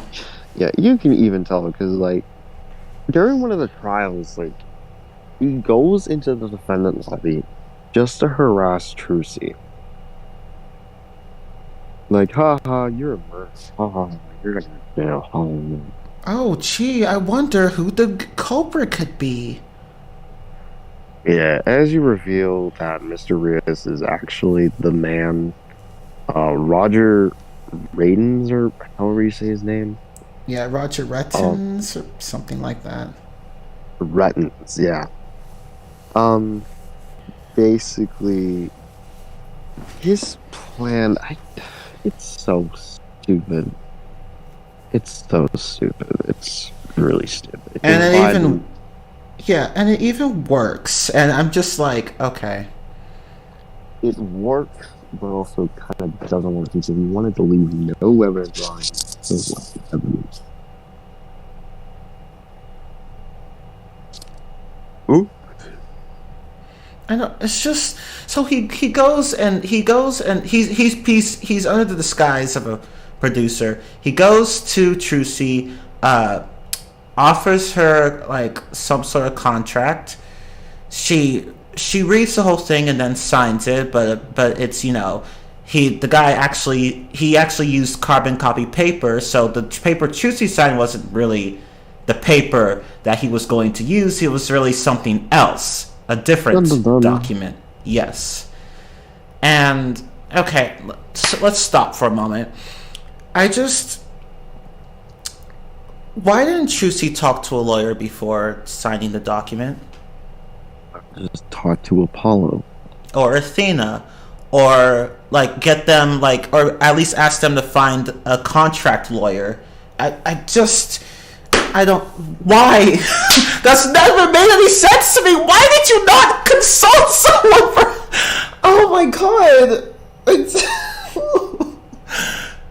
Okay. Pop off, I guess. Right? It's just. And the fucking idiot, the culprit who tricked her into signing that paper, he doesn't take the carbon copy clipboard with him. And yeah, or at least just just take it out of the area. He doesn't. He just leaves it there. Oops. And his fingerprints are all over it. So, oops. Stupidity everywhere. Oh my god. It just. Yeah. So Trucy screws herself over with the contract, and well. Now we have two problems. She's framed for murder, and she signed a really suspicious document. So now Apollo has his work cut out for him, and Athena as well. So yeah, why was Trucy accused? Because this dude got kicked out of Magnifier Grambly's group or everything like that. He always wanted to be a magician, and he basically Magnifi's just like, no, you suck. get out. So he was willing to kill an innocent person just so he can be a good magician. Sorry. And get revenge on the guy's daughter. Or, Zach's daughter, but... Granddaughter? Oh. I guess? Yeah, I forgot. How does the family thing work? Was he the father of Zach? Or, I don't know. Somehow, the Roger guy, he just wanted to take revenge on Trucy just to spite the Grimari group or whatever. I don't even remember how it went. Oh, okay, so that's his father-in-law. That's Zach's father-in-law. Oh, father-in-law. Okay. Okay, it's... Oh yeah, that's right. Because the Lamorar, the Lasso, whatever, she's his biological daughter. So, and Zach married her, I believe. Is that how it went? Or I think I don't fucking know. It's confusing. The more I think about it, the more confusing it becomes. Yeah. The game hardly even dwells on it anyway, so it's just whatever. But yeah, that's what happens. And now we have to take the whole case to court. And so another thing that doesn't make any fucking sense. So at one point, this Roger guy brings forth the note that Trucy signed, and the prosecutor's and the prosecutor uses that as evidence, and then Apollo, for whatever reason, doesn't tell the prosecutor. Okay, who the fuck would type a note and then sign it? No one. Right? Yeah. Why would she type a note and then sign it? You would expect her to do one or the other, not both. It's just okay. And unfortunately, because Apollo didn't say anything, that the first day of court ends right there, and Trucy, things look really bad for Trucy. It's just, oof. And then he could have just presented the clipboard as well, but stupidity all around. You see how problematic Spirit of Justice is, and we're not even in the third case. God. This third case. Okay. This third case, it's a mess.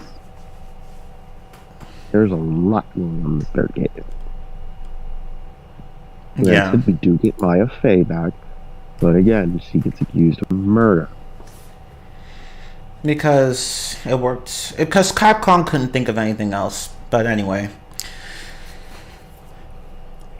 Alright, so basically, Maya is finishing up her training rites to become an amazing spirit medium and stuff like that. But soon, one of the priests who's conducting the session is found dead. Oops.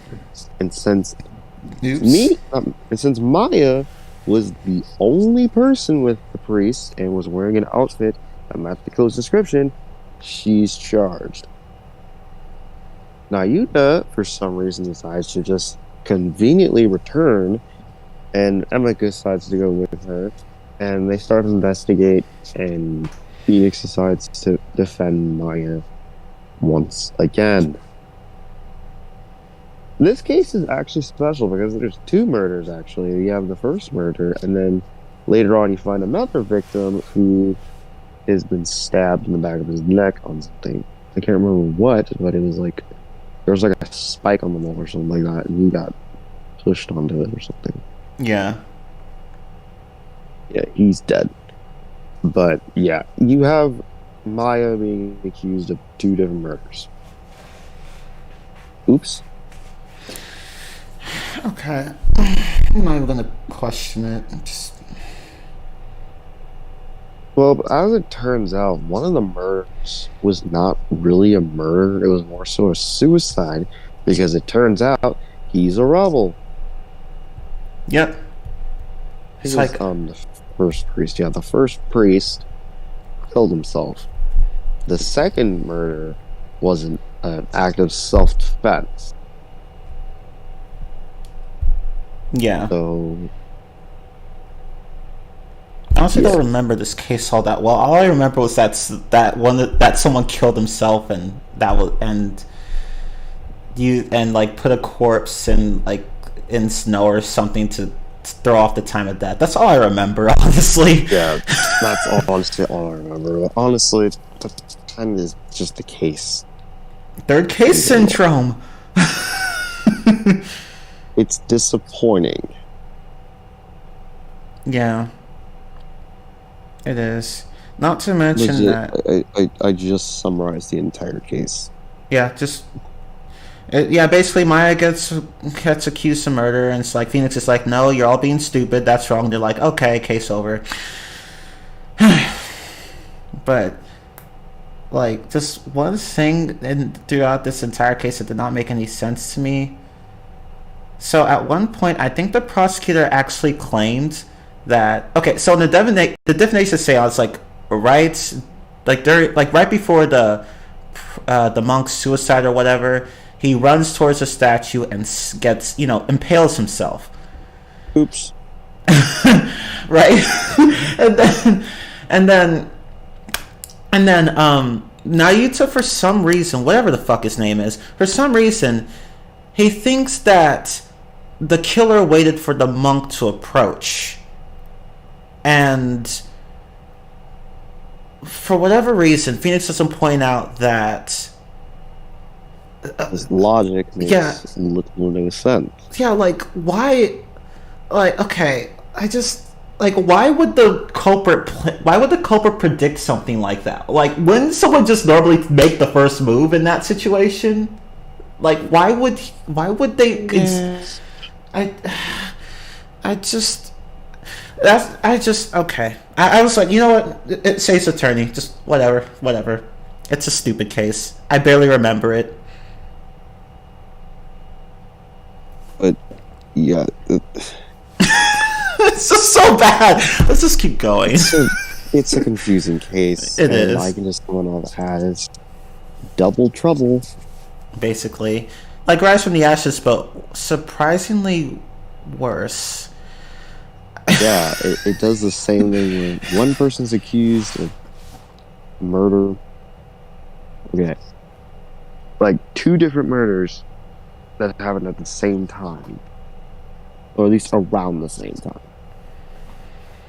Yeah. Honestly, this is the only case I just don't remember that well. The other three I did. I feel nothing really happens in this case, so.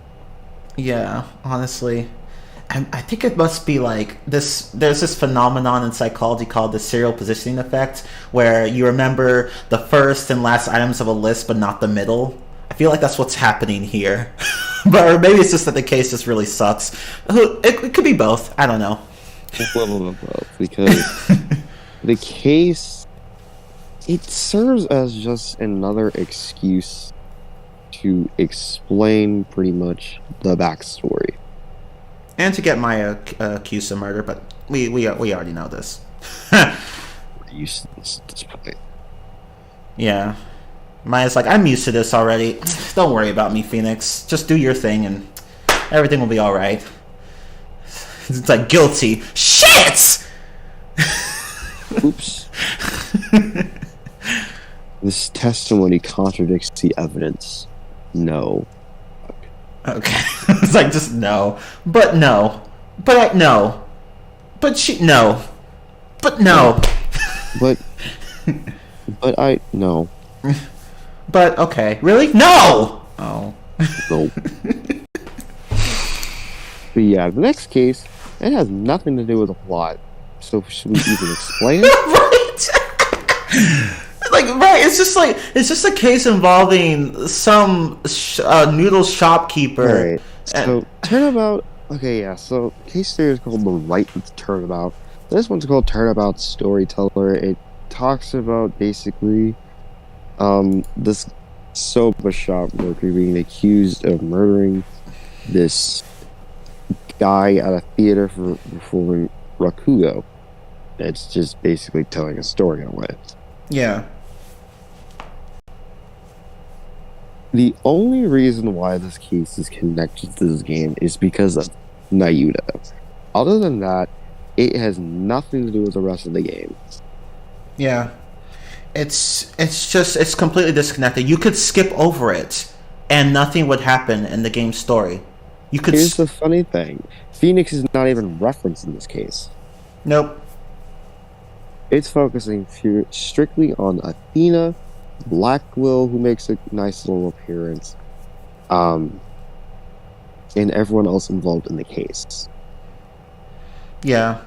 So it's just Athena and Blackwell being the legal aid temporarily, and there's just the prosecutor Sadmati or whatever, and that's it. Not really good. Yeah. There's really two witnesses. One of them is just basically having a lot of personalities. The other just, well, I don't know how to describe her. She's a murderer, but I don't know how to describe her. She's just kind of, yeah, she likes balloons. Yeah, she's a stupid balloon artist. But yeah, after you figure out that like there's a certain meaning to rusting, as in soba dough is resting. But here's the thing, she has I don't know, she has an allergy or whatever, I don't know, but yeah, the killer's name is Gyaru. She explains that, I always wanted to become a Rakugo artist, and she knew that she was not good, but she wanted to reach that goal if she continued to make balloon art. However, the stage name for her father was given away to someone else, so she just wanted revenge. So by basically killing Taifu and framing someone else. But yeah, it's just there's really nothing to say about the case. You legit finish it in I think one or two trials. It's all one day. There's no investigation. It's legit just a Mia Fey case, but not a Mia Fey case. Right, because those were actually good. This one just sucks.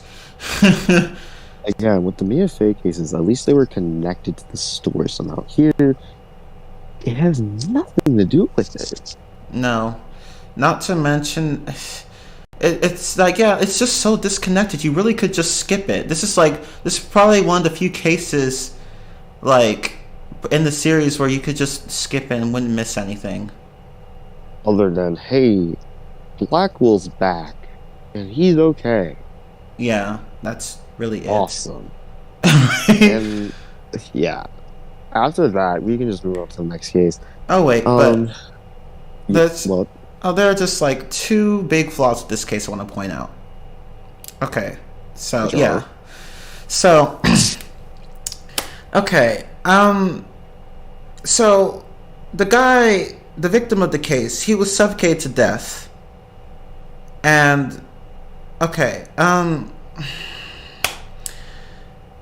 and there was apparently this dying message in his room that implicated the defendant. What was his name? Bucky Wet or whatever? Bucky Wheat. Wheat, yeah. Bucky Wet. Yeah, Bucky Wet. It's Bucky Wet.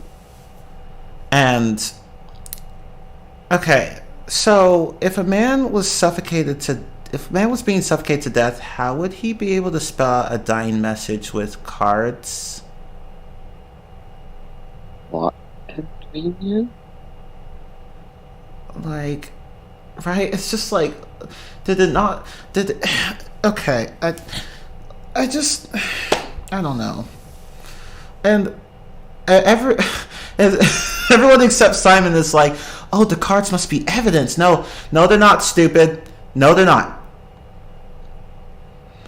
And yeah, and another thing. So there's this guy, one of the witnesses, who has multiple personality disorder. One of two witnesses. One of two, unfortunately.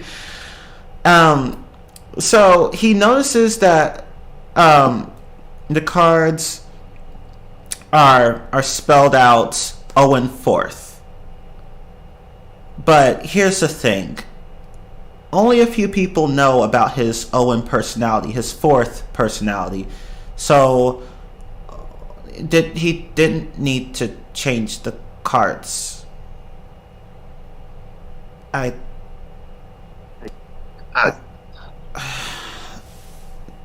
who else is gonna know who Owen Fourth is other than a few people? Like, I don't know.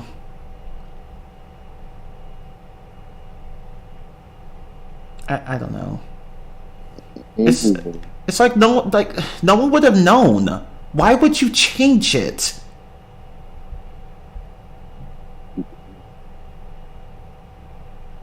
And then he gets tampered with the crimes. She gets charged with tampering with the crime scene. Oops.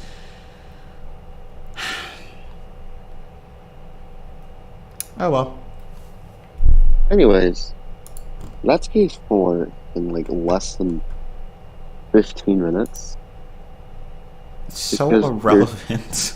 Oh my god. It didn't need to exist. It didn't. Or at least it didn't need to be in this game. They should have just. And what sucks about it's a lot is even more is that, like, Athena, she's the head lawyer of the case, and she gets a case like this. An amazing first case of Turnabout Iconic this. I know. She basically got downgraded in this game overall. She doesn't really do anything. Like seriously, the writers didn't know what to do with her in this game. It's really Apollo and like Apollo. Last game.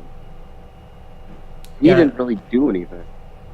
Yeah, exactly. So it's like they switched. So it's just Apollo doing the work along with Phoenix. Athena's just there. I mean, she knows some magic tricks. Magic.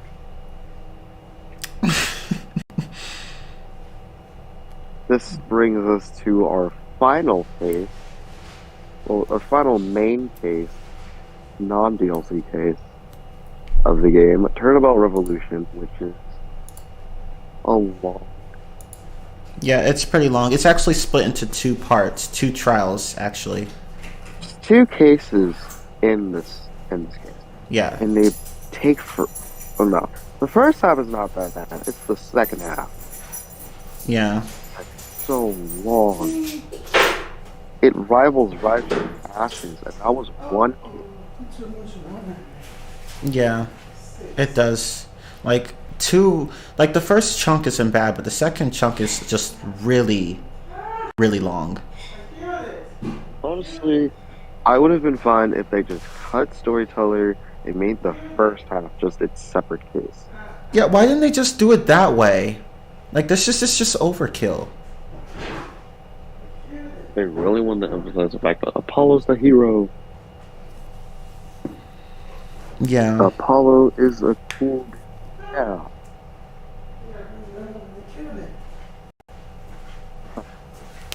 The first case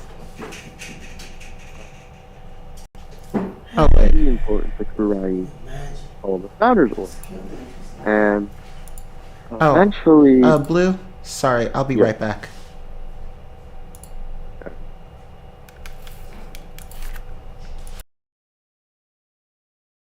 I'll just wait until he comes back.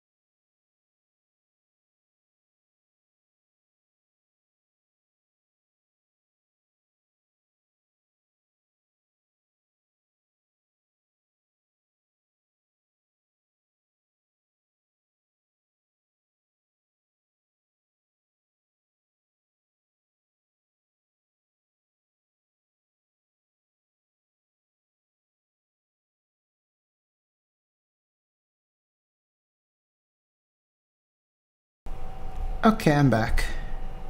Hey. Hey. Okay, let's go ahead and talk about cases 5 and 6. Okay, so case 5 basically is like, first half you talk about this artifact that's really important to Kurai, called the Founder's Orb, and eventually you go against Phoenix Wright to very much like talk about who has ownership over it.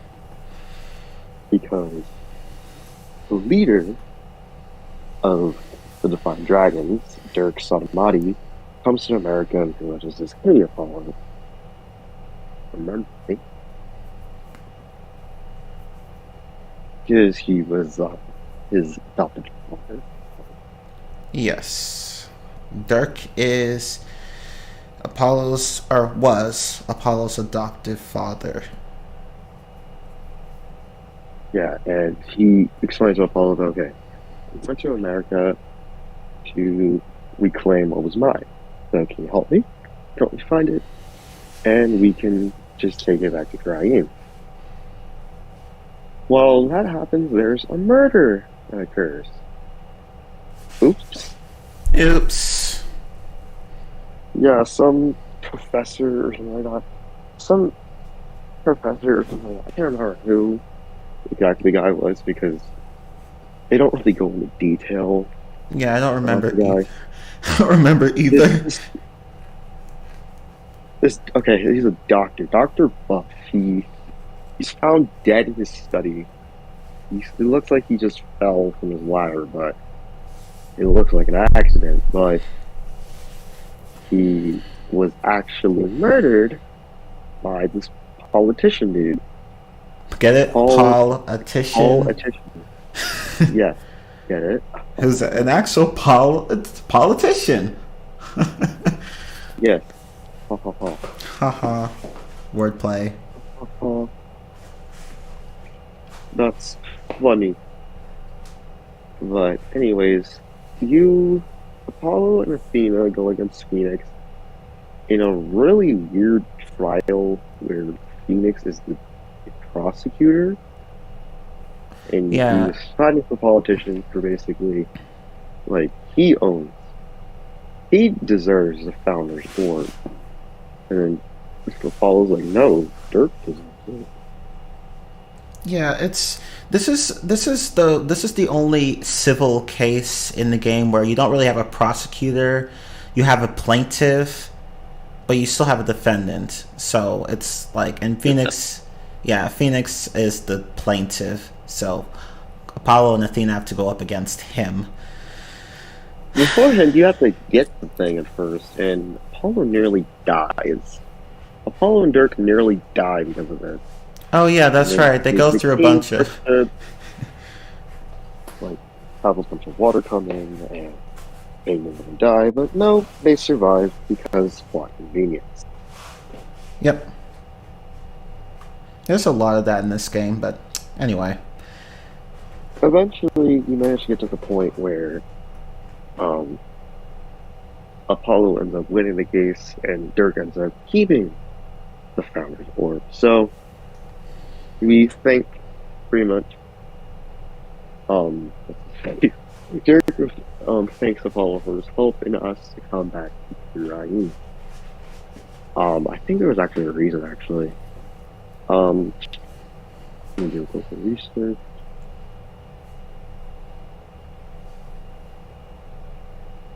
Politician is arrested for murder.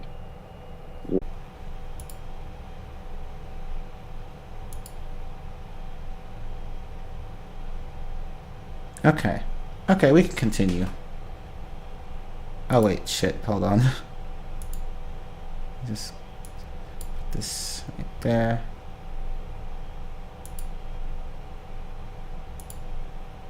Oh, no, that's not what I meant.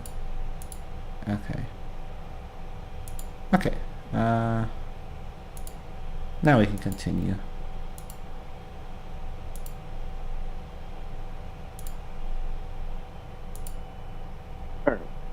So, as I was saying, this is basically the longest half of the game. Turnabout Revolution. The Korean version, because we just discussed the American portion with Politician and what's this supposed Dirk and their situation, stuff like that. But now we're actually getting into Turnabout Revolution. So after being told that Maya basically being kidnapped, everyone goes out to Korean, and it's revealed that the person held the hostage is what's his face? Inga, the Justice Minister of Korea, the person you met in the first case, and then he doesn't really appear later on until now.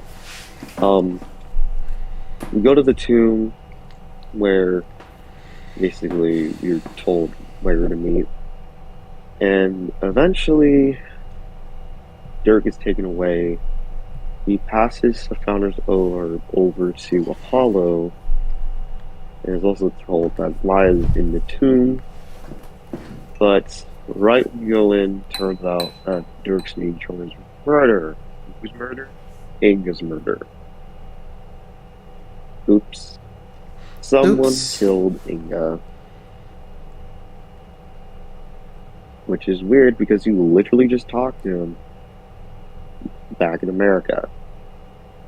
Yeah. it it's confusing in this case.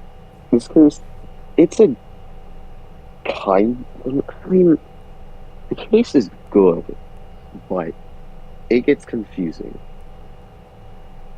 It's easy to get lost. Yeah, that's true. So basically, with the police being able to arrest this rebel leader, they can get a public execution out of him because not only was he being accused of Inga's murder, but he's also being accused of an assassination, which happened over 20 years ago. Oh no. So Oh no. you think you would think that he'd be super nervous and actually like fear for his life, right? Nope, Dirk is just casually joking and just like, oh, I'm gonna get out of here before they kill me in front of everybody. Right? While Paul's trying to figure out what happened, Dirk just claims that he passed out once he entered. So once he regained consciousness, the body was already there. So, oh dear. Oh dear, oh dear. Oh shit. Shit! Shit! Anyways, for the queen, one of the queens, Queen Amara, who was originally assassinated, someone set fire to her home, and Dirk was originally accused of, well, setting it on fire, and while he was able to win the trial, he was accused of fabricating evidence. And if he got on a retrial, they would have gotten the same way, so that's why he decided to go underground, and like he has files and stuff like that. So yeah, that explains why he's being accused of 2 different murders. Anyways, Nayuda arrives. He takes his father questioning, and he's the prosecutor again. Okay. He won't go away. It's like, hey, dude, do you have like tracking devices on this or something? Yes. He's secretly a Yandir, but A yandere? Yandere. I was about to say, what is a yandir? See, I can't pronounce shit like that. I'm sorry. I accept it. But anyways, Apollo and Athena go investigate the crime scene, and Emma gives them their report, where pretty much says Inga got stabbed in the ball around 3 p.m. The body was discovered after pretty much the tomb was completely surrounded by guards and searched thoroughly. And the only person who was in there was Dirk. Oh no. Shit. Plus, Inga only told a few other people about the kidnapping, which means that Maya's been held in there for so long, and yet she was never really rescued, so that's not good either. Nope.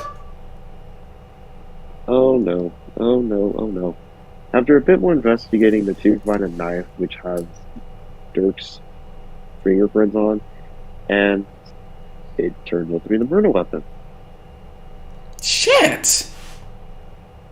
Well, oh no, this isn't really looking good for Dirk. Damn.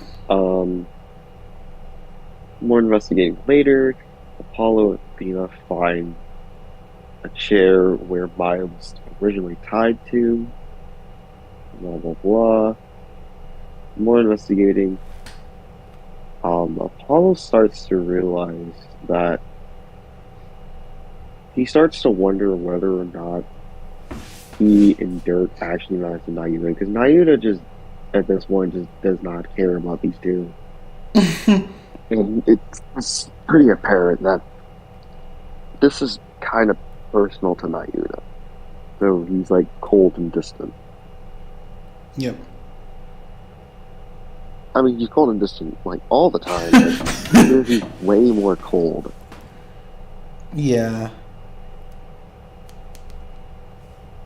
But anyways, the current queen, Queen Garan, summons Phoenix and Edgeworth of all people, who just suddenly appears to the palace to talk about the case, and Phoenix confirms that he was after the Founder's Orb, and basically Inga wanted this orb and its power in order.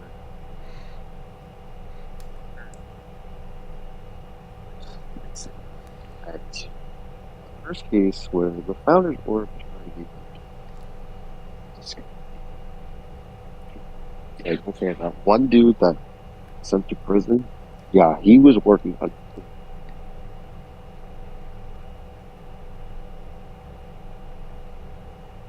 Wait, what? Hold up.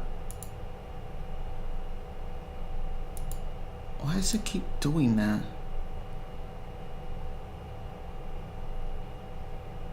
Okay. Oh, there you are. Good. Alright. It does that at times. We're investigating maybe Phoenix goes to Yeah, let's just... I called it up, blah blah blah. Yeah. Like, Come on, Discord, work with us, not against us. Ellen in March, that's me. Blah blah blah. Trying to think what there's Phoenix and Edgeworth, they find Alvin chasing his dog running around, and they realize that they had a hat which belonged to someone. I think it was like Nanya or something. I think it was Nanya. I can't remember. That's Nanya. Oh yeah, I just realized. I'll be your guide chasing his dog, Shadow. So he's chasing his dog, Faker.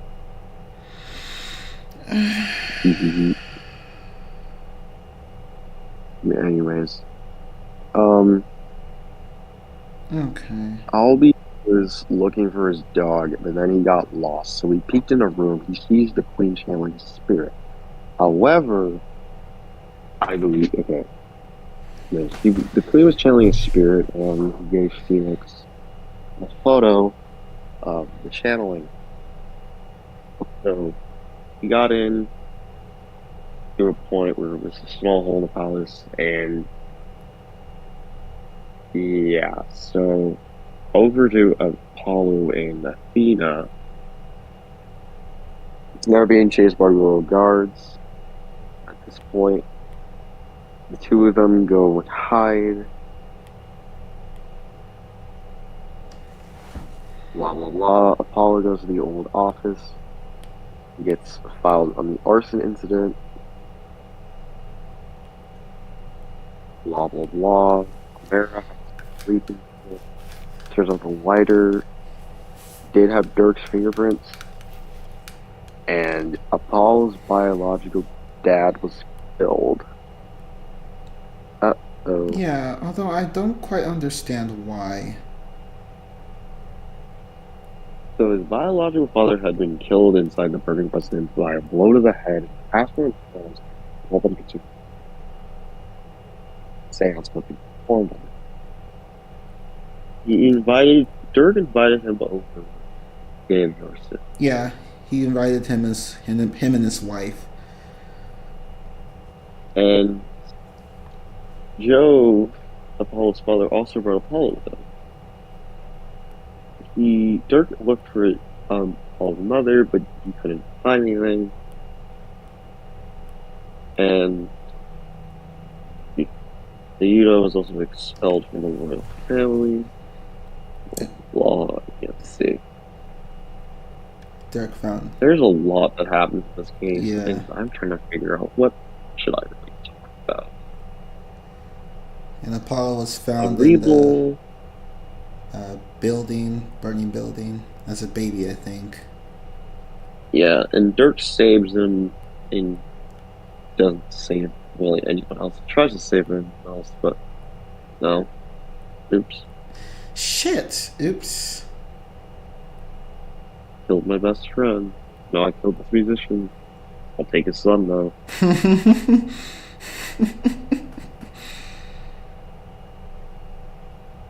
But, anyways.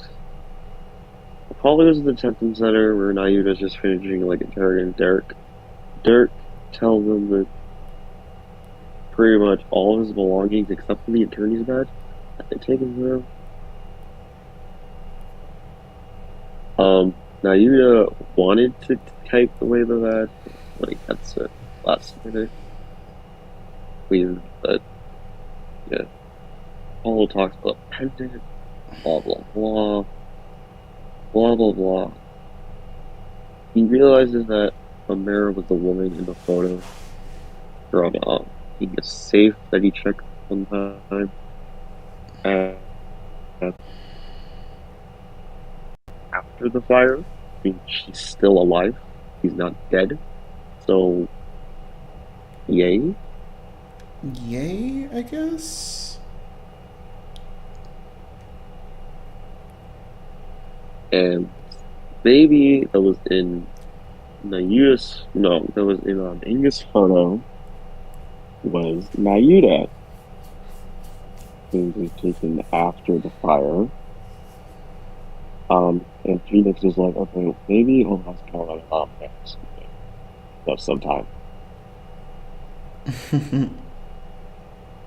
Before they leave, Dirk tells Apollo that, okay, I'm probably gonna die soon, regardless of the trial. He didn't say anything, but he said it was like a terminal illness or something like that.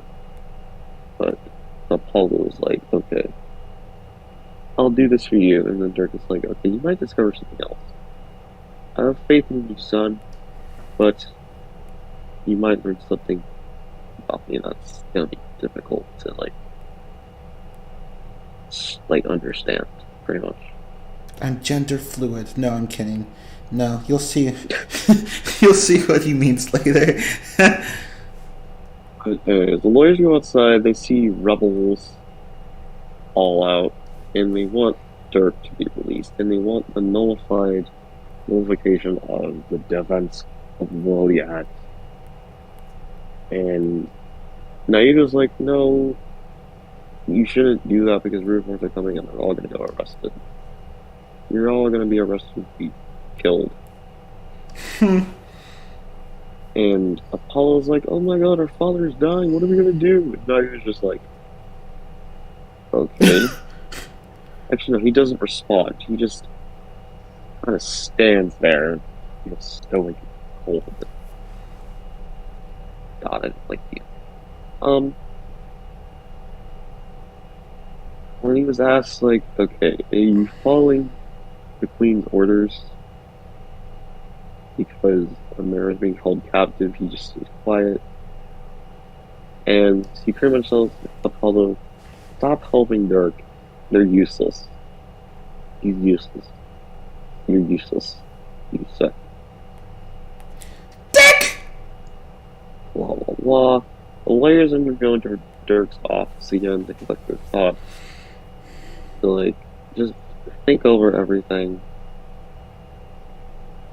Everything they've learned about Inga's death.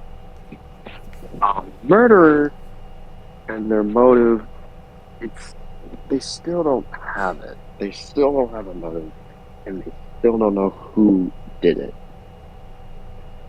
So this is kind of bad, don't you think? Yes, I do. Plus, there's the possibility that Mara could still be alive. Even if she's alive, Dirk can be convicted of attempted murder. Uh-oh. So, well, Apollo and Phoenix decide to risk their lives to defend Earth. Athena is just like, no, I'm watching from the gallery. Sorry.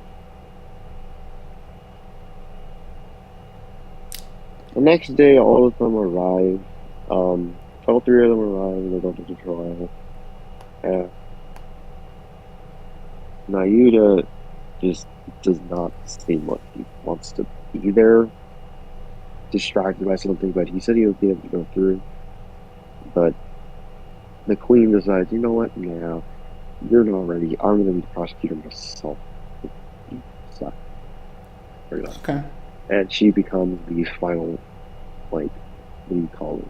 Prosecutor of the game. Yeah.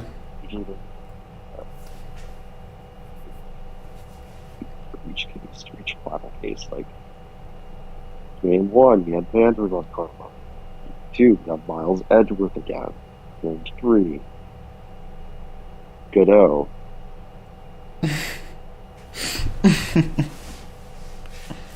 Yeah, game 4, we had Clavier. Game 5, we had Miles Edgeworth again. Here we have Garon, basically my female version and her Karma, except way scarier. Because she looks like Medusa. She does, honestly. But basically, we talk about how the seance fails and how Nanya's still missing, blah blah blah. Dirk's testimony is vague and doesn't help anything at all. Mm-hmm. And Apollo suggests that, okay, maybe Inga was already dead.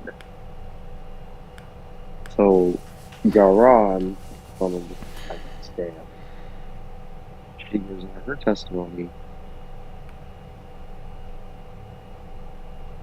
Basically, Garan confessed. No, Rafa admits that Garan told her to withhold information just so they would be able to support their case.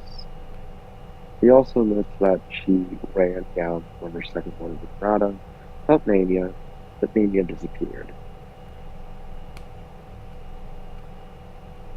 There was a lot going on, and theorizes that Mania stabbed Inga as he was trying to escape, but he didn't notice because he took these shots and let out in the tomb after he got there and returned the night. But it wouldn't really make a lot of sense because wouldn't you notice being stabbed and make the wise decision not to pull it out? Yeah. Oh my god. Okay. The fact that they hold it now, like, a shove that they still remain to just stick to the ground, even though they have no evidence, they're still willing to fight. And Goran is like, okay, it's okay if you quit. It's okay if you leave. Okay. And Phoenix and Paul are like, no. Not doing that. We're not giving up. Only for their theory to just be nullified by the seance, as it shows Inga waiting outside the tube, and Dirk just, well, a face of being that looks like Dirk, stabbing him in the mouth. Yeah. Basically, there's a call.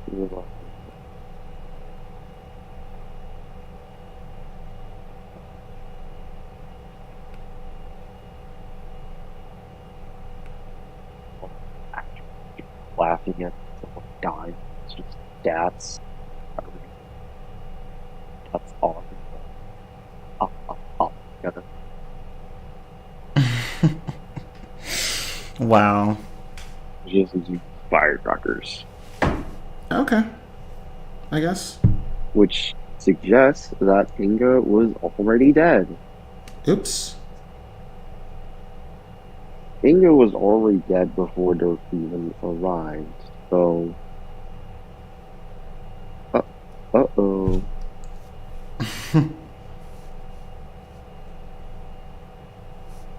Uh-oh, indeed. No, reminds Apollo that Inga was spotted at 2:30, which means someone was channeling him.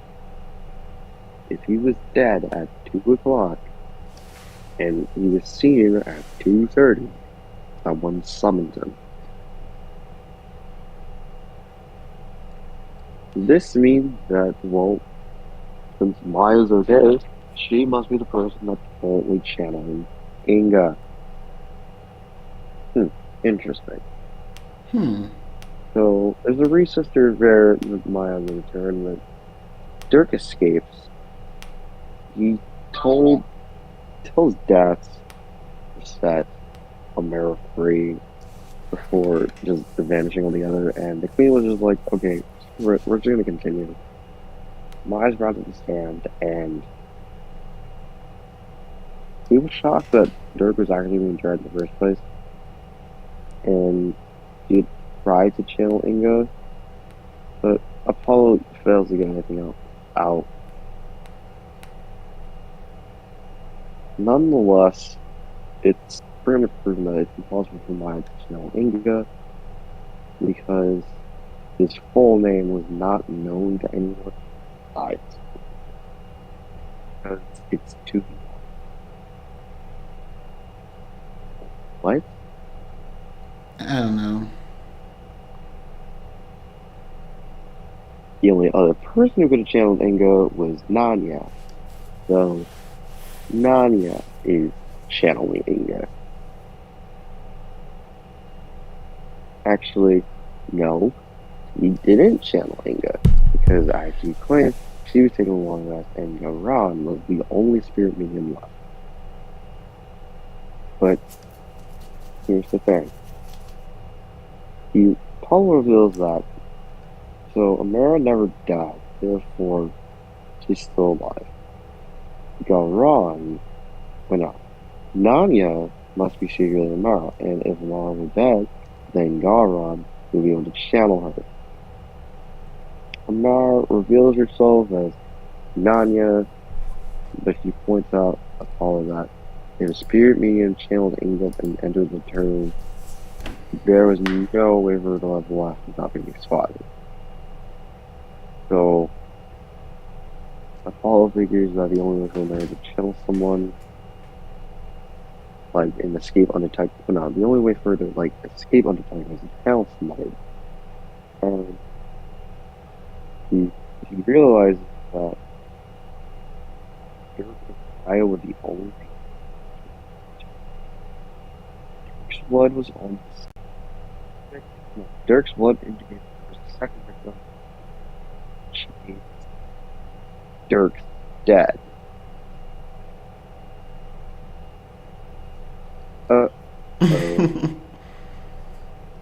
So if Dirk is dead, then where's Dirk now?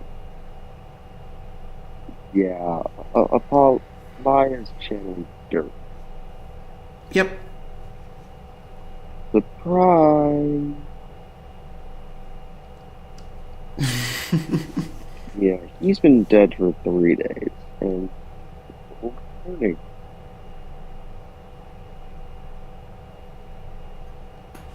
So Dirk went to go rescue Maya, but Inga finds him and shot him a couple times. And he scared Inga into missing a lot of blood. As he slowly died, he goes to Maya and asks, "Can you please channel me so I can see my son one last time?" Aww. Aww. But basically after that, Dirk goes to the tomb, and Chimera forces him out of Maya's body, and Maya.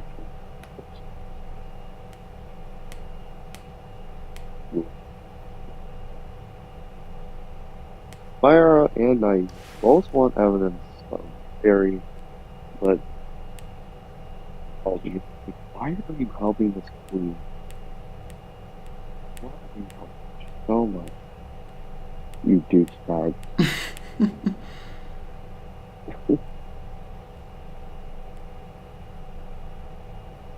Basically. He shows up the butterfly pendant. Shows that she was in the tomb at the time of the murder. And the photo of Dursley shows a blue pendant, and the pink pendant had a fingerprint inside, so they're pretty much identical. Apollo tells America that Dursley was lying, not a detective, and America confesses that she, thought that the pendant would basically incriminate her on murdering Inga, but right when they're about to declare they're innocent, Amara explains her motive, and Apollo notices that something is wrong. Feels like a twitch. Wait a minute. Apollo goes to the Albie's photo. Guy brightens it to the point where there's a burn mark on the queen's chest. Garon didn't have a burn mark, but Amara did, which means Amara disguises herself as Garon. She was running right channeling, which means Garon is the murderer. Because Garon wasn't actually there at the seance. Oops. She killed Dirk. No, she kills Inga, and he wants to have American murder on Dirk, but also making sure she has an alibi. Before America can say anything, however, she gets shot. Not killed, but she just gets shot and she goes to a hospital. Yeah. And then when court resumes, Nayu decides to have the great idea to confess to murder. I don't know why. If he confesses, blah blah blah, now you have to go save him. Goody.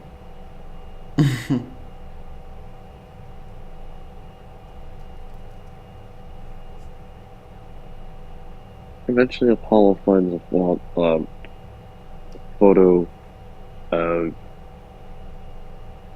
his father and decides the only way to save both of these guys, in order to both save Nayuda and Raifa, who is also in danger, he has to put Dirk's name in the arson incident 23 years ago. Oops. Thankfully, Dirk has a photo of Joe Justice, therefore they can finally do the seance, where you see Jove in a burning building with Imchin Apollo and the unconscious Amara.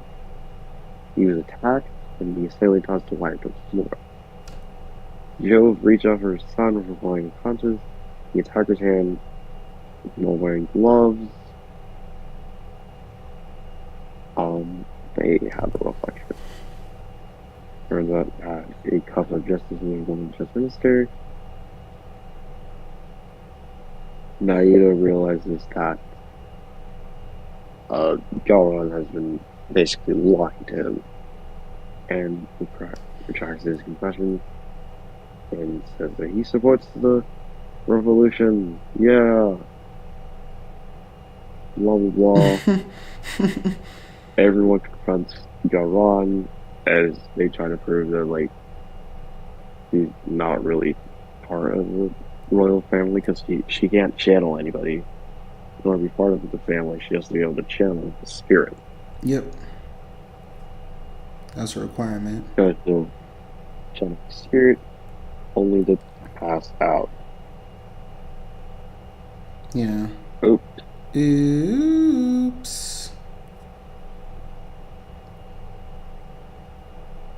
Basically, yeah. Apollo decides, you know what? I know it's work. I'm gonna stay crying.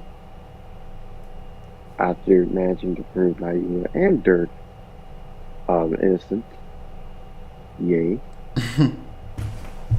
Well, everyone goes back to the US. Apollo starts his own law office in Brighton. And everyone like, yeah, the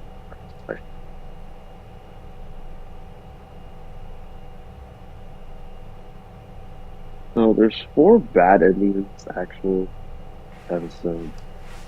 So there's a bad ending if you don't prove that the trial if you don't well there's a bad ending if you don't prove that the treasure is the founder's orb, basically ending the hopes of revolution. If Inga's murder trial ends after Dirk is done, is found dead, but before someone confesses his murder, they'll just say that, oh, Mara never told us the truth. Dirk was found guilty, and we all screwed. If the trial ends after Mara confesses, but before Garan is accused of murder, Mara is arrested, and Dirk is found guilty of the 23-year-old case. Yeah. And then the final ending, basically, the final, like, official ending is that Apollo, okay, if you accuse a Garan but you don't prove her guilt, then everything's dropped against her. Dirk is proven innocent of Inga's murder, but the truth behind his death and the case 23 years ago, it goes unsolved. So basically, Dirk is proven innocent, but Apollo goes on the run, pretty much. He goes on the run, he joins the Divine Dragons, and he wants to bring a revolution to the country. And then there's another bad ending that it's like the basic one, like, oh no, before you implement the Garan as the murder, you get like, you screw up too many times, Naia gets convicted. And that's the case. Yeah, basically. It's long, it's fun, it's super confusing. But, yes. And then there's the DLC case, which again has nothing to do with the main story. It's just kind of there. It's just like a fan service case. Basically, put all the characters from the past cases in here. Okay. Larry, Miles, Emma, Maya. Maya. Yep. Basically, it talks about time travel. Which, of course, Whoa. yep, it doesn't actually exist in the game's universe. Basically, this woman, she believes that she traveled back in time to protect the state because beforehand, she was about to and he goes, quote unquote, goes back in time, and next thing you know, her assailant is found dead, and she gets accused of murder. Oops. Oh, shit. Oops. Dumas Bloomsbury is the victim. And Phoenix basically just has to pay. Even a very basic case. It's something you'd expect about the women.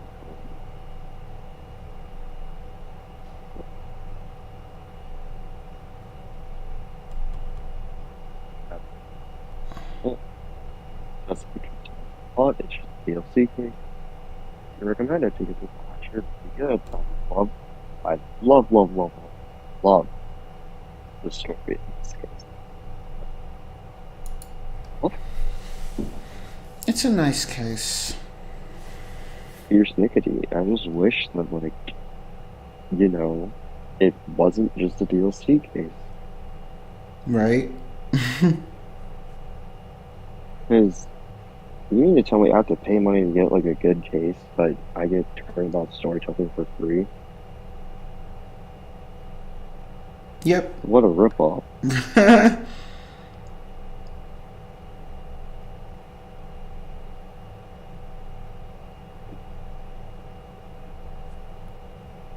But yeah, that's this part, I guess. Yeah. There are the Asinine Attorney DLCs, but I'm not even gonna bother explaining those because I've never touched those. Because they have nothing to do with the story. Yeah, and then they're not canonical, so it's just whatever. Yeah, so. But one thing I want to say about the last two cases, first of all, you know, the main villain, Garin, or whatever the fuck her name was, she could have just taken Phoenix and Apollo into custody before they exposed her. Arrest them! Yeah. But then she'd look extra suspicious. Yeah. Like, true. It's like... It's a situation where she could use her authority, but if she did use her authority, she just looked smart. That's different. True. Although, I do have to wonder about the sixth case. Like, okay, so... Really, it all comes down to a murder case where Pierce Nickety ends up being the culprit, and he secretly resented the defendant who has a memory problem. And the reason is that in the backstory of the case, the defendant was driving his sister and a few other people to an event, but he crashed the car and everyone got injured. The defendant had minor injuries, but his sister had major injuries, and the surgeon was about to operate on both of them, but the woman, the one with the sister, she was like, no, operate on my brother Soren first. And the surgeon just does what she asks, even though she's the more critically injured patient. And she dies. I just... You know, instead of the surgeon just, you know, taking care of her first, or at least getting a second surgeon to help. But logic. Oops. And then he ends up paying the defendant for it. Nah, fam. Fuck you. This was on you. You could have saved her yourself. Because, you know, he loved her. It's just like, you could have saved her yourself, fam. This didn't need to happen. This was all your fault. Well, sort of. I just... I don't know. Like, see, if that had just... If he had just been smart, this entire case wouldn't have happened. Yeah. So it's a great case, but it could have just been wiped out of existence really easily. Like... the writers could have at least changed that part to where, like, you know, the woman was going to die no matter what, but they instead it's like, oh, please heal him before me. I shall be a saint. Bitch, you gonna die. Don't be stupid. Let him operate on you first. Me first, though. God, but yeah, it was a nice case. It was funny. Edward was like, I refuse to believe time travel exists. It's just no. Right? He's just like, no. And then the culprit comes in and says, oh, time travel doesn't really exist, everyone. We just held the wedding ceremony twice. Oh. Oh. Oh. That explains a lot. Anyway. But yeah, that's the sixth case. You know, the defendant is bound to marry one of the maids, and Yes. But he gets accused of murder of some other employee. And yeah, that's What happens? Oh, yeah, and at the end of the case, the defendant and the maid get married, and then the maid's about to throw the bouquet to, like, Athena, Emma, and Maya, but Larry catches it instead, and they all chase him down. And then Phoenix smiles, and the married couple just laugh.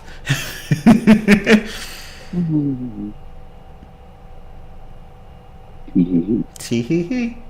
Very nice ending. Even if it was just fan service. The entire case is... Anyway. Still ready for Phoenix Wright 7. Yep. But yeah, basically Phoenix and Apollo's character arcs are closed. Athena's existed in like only one game, but they didn't do anything with her in this game, so who knows when how the next game's going to play out. Because Apollo's out of the picture because he's not in the US anymore, and Phoenix is pretty much an expert at this point, sort of. So really, Capcom, give Athena more cases. Let her have a game of her own, please. Anyways, that I'm gonna go on this part. Next part. Games? Yes. Yeah, we have. That's 1, 2.